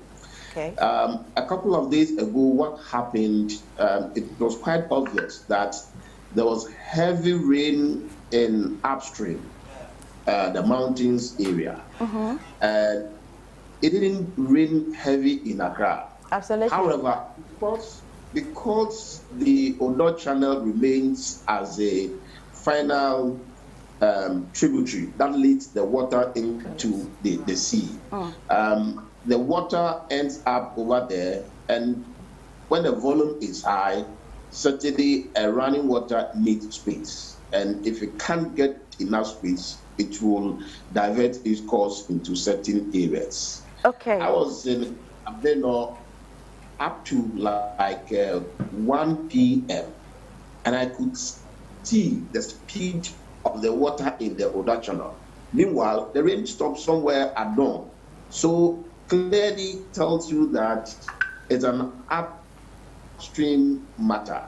Now, some of the concerns also that have come up and what we've been doing, and I just want to make some specific interventions. Okay. One, looking at the whole of Accra, and we learned from the June 3rd disaster, 2015. Okay. The World Bank report that was produced to build the resilience of the city in terms of flooding. And we are guided by that report. A lot of the interventions that we're expecting from the World Bank under the Greater Accra Resilience Development Project had not come in, but government on its own had set the pace to take certain drastic steps. In the Udona area, where the foodstuff sellers are, they can bear out with us that there used to be some engineering defect with the storm drain there. So when it rains from Asalan down, coming down to the GBC tower there, GCB tower there, that goes through the pedestrian board in between and the Sahara. It is a straight drain, and anytime it rains and the main Odo channel get half full, there's a backflow of the water. So it has to be re-engineered, which has been done, so that it curves at 90 degrees and flows along with the water that is coming through the Odo channel. A similar storm drain is also under construction in the same area. It's not been completed around the Sahara area, which was also another big problem because that place also close to the Odo. If you look at, let me go a little bit away from the Odo and go to the Obechebi interchange and Buzia Highway, just to show you the difference, what has happened in both areas. That there's a major infrastructural deficit, and once that is done, it helps to ameliorate the challenges that comes with heavy rain. If you look on that stretch, first light, anytime it rains for 30 minutes, it gets flooded, simply because there's an 8 meter wide drain on the Odoko to Kaneshi Highway. But those from Bubuashi through Official Town, there's another 8 meter that connects to that main drain. However, it got to Accra Academy.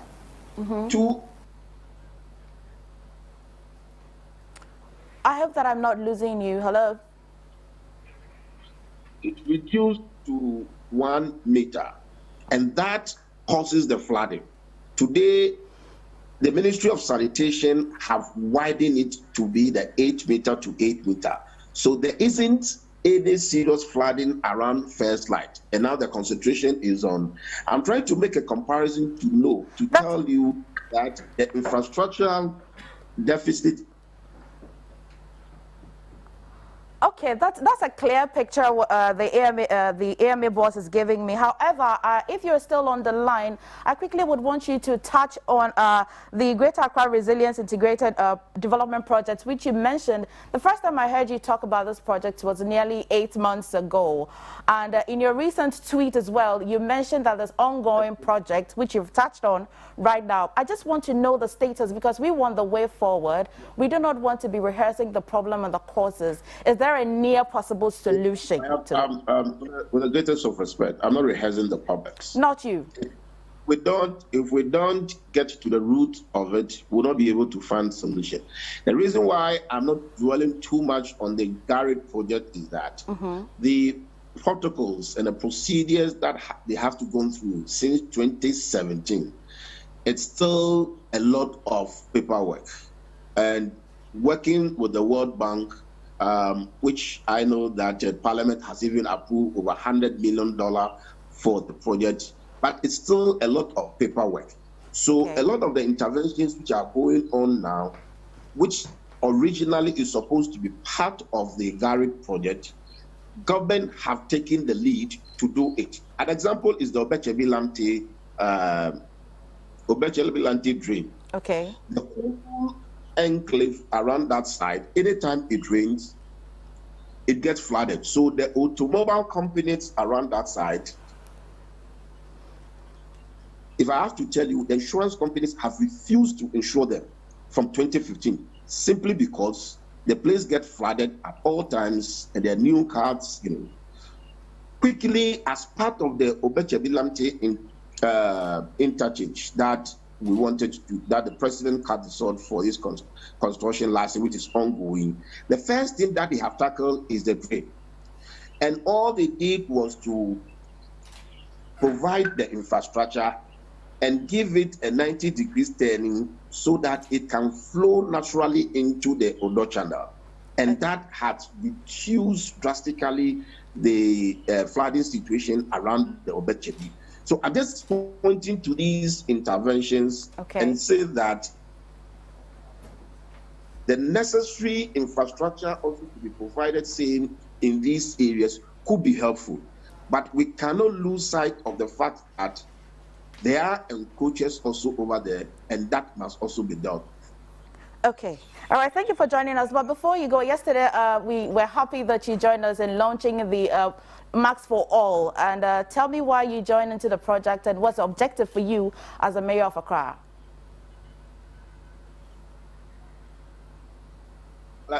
Thank you. I think we are fully aware that we are not in normal times. Yes. As you all in the studio, I'm unable to know the face very well because we are all wearing masks. But it has become the most essential tool presently in fighting COVID. Okay. Because we are asking people though to stay at home. But the point is that we do not want to grind the economy to a halt. All over the world, people want businesses to thrive because you don't want COVID to also to bring down the economy so much. And one of the most essential tools or accessory to fight the COVID is the wear of the mask. In April, I launched the Wear Your Mask campaign as I set the pace. Fortunately, a lot of people also joined, and then it became a buzz. Okay. And all of a sudden, everybody was on it. We produced 10,000 masks on that particular day and shared to our main clients who are the market women and the truck. But Accra has a population of over 4.3 million during the day. Okay, I seem to be losing you. I'm so sorry, but just maybe if I can get you again, we can get to talk more about the Max for All. But thank you, Mayor, for joining us today. I'm back into the studio with my guest. The Mayor is speaking a lot. One thing that I get from him is that the problem is much bigger than we think, and it's an upstream problem. I nearly was tempted to say that it's a rehearsal of the problem, which he clearly would want to say that it's not. But I'm going to go to you, Nadmo, again. If the situation is here, and we have victims such as Nana Enchi, what is the process of assessing relief? Yeah, our officers will have to go to the ground, identify victims, assess their conditions, and then register them. Okay. And so it is based on the assessment and then the names of the list of registered victims that we base on to provide relief. So people would have officers would have to go onto the ground. Our officers. Yeah. Okay, I want to know. Help me find the balance. How do they go? Do they need citizens to call them? Because clearly he said they're quite fed up of calling. So still, as NADMO would want to still. If he says if you don't call us, we don't know what is happening to you. Like, you need to call us to make us aware of the situation. But then, like I said, this has happened all over the place. Right. So as I speak now, our officers are on the ground assessing the situation. If they've not gotten to him or his place, maybe they'll get there sooner than later. So yesterday, a place like the Odo River, it's not the first time if it's flooded. I mean, nearly every year we hear that it's flooded. So NADMO by now should have it as one of their priority lists. They may not even need a call. By the time it's raining, are they supposed to be there, or you still have to go before? No. When it comes to this flood management, let me just, what we do, we first start with the GMED giving us a forecast. Okay, what's that? The Ghana Meteorological forecast for the year. And then apart from that, they give us weather warnings when it is imminent that the rainfall is going to happen. And then when there's a weather warning, I mean the forecast and the warnings are all over the place. We try to make people aware. We try in the communities, we try to make people aware. So when there's a weather warning, we pre-position men. You know, we pool resources from other agencies that will respond with, like the Ghana Armed Forces, precisely the 48 engineers, Ghana National Fire Service, Ghana Police. We all pool resources and pre-position men in prone areas so that when distress calls come in, response time can be swift. Yeah. Okay, I'll still come back to you on that. Emily, can you give me an update on your findings, what's been happening with particularly the June 3rd victims? Well, with the June 3rd victims, like I mentioned earlier, we are representing over 70 of the victims in court. Okay, yes. Currently still in court? Currently still in court. This case went to court in about 2018, so we've been in court for about 2 years now. Wow. Yes. We usually say the wheels of justice grind slowly. I agree. And so there's that back and forth, writing to the defendants, waiting for their response, going back to court and all of that. We would like to say that we are at a good place right now currently, and then we anticipate to have good results or to achieve justice for our victims. So yes, we are in court currently on behalf of our victims. The victims, Nana here is not one of the people we are representing. There are many of them. Yeah, I was going to ask, so there are many of them, but how are you able to select which of them need to be represented duly? Well, we need their consent to represent them. And so after the disaster occurred, we went around, we did our research, we went to the areas, especially those who were burnt. We got a list from NADMO and also from other agencies who had compiled. We got in touch with all these victims. We spoke to them, explained what we wanted to do for them. They gave us their consent, and we are in court representing them. We are seeking compensation for them from certain institutions, notably the AMA, NPA, and GOIL. Okay. But beyond that, what we are seeking is accountability. Accountability of what to who? Accountability of these defendants to the people. And to the state. Okay, staying on accountability, I met up with Ebenezer. Let's hear what he had to say. In 2015, you remember a photo, a very disheartening photo of a woman and her baby who was part of the June 3rd flood victims. And this man here is the father and the husband of the woman. Hello, Ebenezer. Hello, madam. Me facho 5 years ni. Insure sato biom. Na momo sat time na 70 no up to now what to be able to say. Oh, up to now me to be able to na because nya abande buy say e be so me so no. E be so afo no me twe man so ama eja ma pass me jai. Apart from that, Canada Japan it mami which is 10 million actually which is it is 10 million so me find me big. Apart from that, me think if you be and the government ne be sha obobiana. Oh, actually, almost me boss say Korano obemo omako school. No oba no wo ma 2 as a mission ye wo ba ko pe. But na me ne wo na se bi o fi mu. Oni oba ne me fi mu. Inte Korano de omama scholarship omako school. Yeah, but o mo na ja ka klobia me for so no nyanam de akoma kakra de aye. Inte nyame adom Korano de omo school. government among scholarship or more school. Now, in Sionasa Tobium, no, a day na who says a Yensia noir, I dare see June 3rd, Nebetimia says Sibium. Oh, a simple thing, a fee in outdoor ye. Na India Wuni. Na actually got an Omoyananga problem wrong because Minimsan Amatrache, Pamuzanati, Nagatan Omoyanu. Some of my shares here got an Angasano Beatrice and got an insect come over Swatch and Mintiminka. The mum fought now, if you got an any fee. I do go got an moon and a choky, my winning happy because it's not to be seen and dry. It's so not into a wire, it's not got a scenario. Yeah, to me. As some person says, the gata nasi hono, ya ni yo, and swampa, ye tehano, ye dear huni waha. If I am with the baller go. No palm would not cry him ye near huni. Because on no good to me was your ye, a backward on Wara. It's one more before the good gata nimu. Nasa DBC and was said as a bang in a Mbuano, ye near huni, as me assures ye dear hunia. Saturdays we to be trapped. It has 7 year government inquiry. I am in a war. All right. So, Nananchi, I'm going to come to you. First of all, you said that we'll come back to compatibility actually, but you said that you're tired of calling NADMO, right? But NADMO, I like to think that they do not do magic. They can only respond if you have called them. Why are you tired and why are you not calling? Yesterday, I saw that you had lost most of your produce that you sell. Your house has been flooded, the market is flooded. How are you hoping to be relieved if you haven't called NADMO?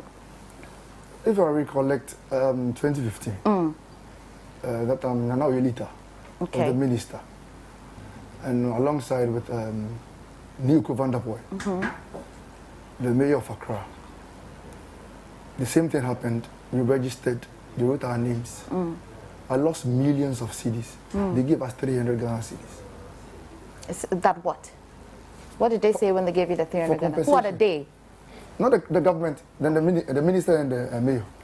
Okay. We registered, all of them registered. They gave us 300. If they're 300, they give us in tranches, 100 Ghana. We were using e-switch card at a commercial bank. So about 1 month they give 100, another month they give you 100, and the third month give you 100. One bag of, what do you call it, of beans is about 700 Ghana. Yesterday you saw it yourself. Yes. So if I lost about 10 bags crab, and again, maize, about 50 bags, Gary, about 10 bags. Can you imagine? You give me 300. So, but we're talking about today, all right? What plans are you hoping to recoup that money if you do not have plans of calling NADMO? Well, we are into it. So, but if even they can even help us with loans without interest, much interest, we can afford because we are in business. If the business collapses, definitely you need to come back again. NADMO, do you think that your mandate has been well spelled for Ghanaians to understand? Because here's an eyewitness and a victim asking you to give them loans. How feasible is this? That is the point. People don't really understand our mandate. Okay. We don't give out loans. NADMO, we don't give out loans. We cannot give out loans. The June 3 incident, for instance, what I remember is that there are a few people who are taking business loans from financial institutions. And then they try to, because they have delayed, they try to use being victims of. And then I think a few people coming to be confirmed as victims so that they will get the necessary assistance from whichever financial institution. But NADMO does not give loans. Like he's saying, they give them 300 cities. The 300 cities, I don't think it was for them to restart their business. But once you have lost a lot of, livelihood source has been affected. So it is just for you to cushion you in terms of your daily upkeep. But I don't think it was for them to restart their business. So apart from the biggest challenge, which is encroachment, when we went to the area, we saw filth and we saw that there was some sort of drainage systems that were really not working. And this was just a day after the flood, and we still saw the situation. It didn't look like NADMO was there. You saw filth? Yes, and then the thing that is supposed to be the drainage was still choked with water and filth. Yeah, like you see, when you just spoke to the mayor, apart from the encroachment, sanitation is an issue. Sadly, I have to bring it back later. I'll take your final word, Emily, again on your project that you're doing and see the way forward. I've run out of time, sadly. Okay. So I was talking about accountability before we went off. Right. People need to be held accountable for their actions and inactions, which lead to people losing lives, people losing property, or even loss to the state. Yeah. And that's why we are in court. This, we are hoping, will serve as a test case. Now, when anybody realizes that whatever I do is going to be used against me, definitely you are sanctioned. They will set up. I'll come back when you get the results for that court verdict, and then I will come back again tomorrow to talk more. But Nadmo, thank you for all you're doing, and hopefully you can do better and more for us. All right. See you tomorrow, and take care.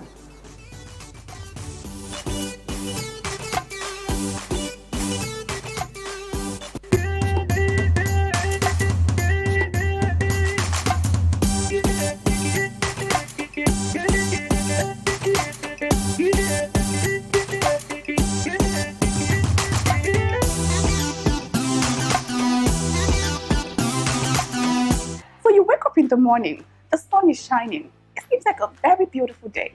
And then you look beside you and you see your lover sleeping peacefully and quietly. And then you think to yourself, today is a great day to do something really nice for him or her. How about you make a fancy breakfast? Today, I'm going to show you how to make a very simple, fancy breakfast that you can use to wow your lover.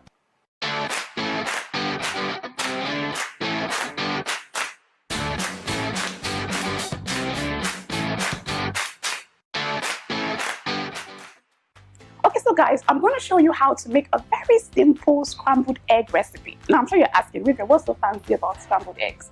Don't worry, you will find out what's so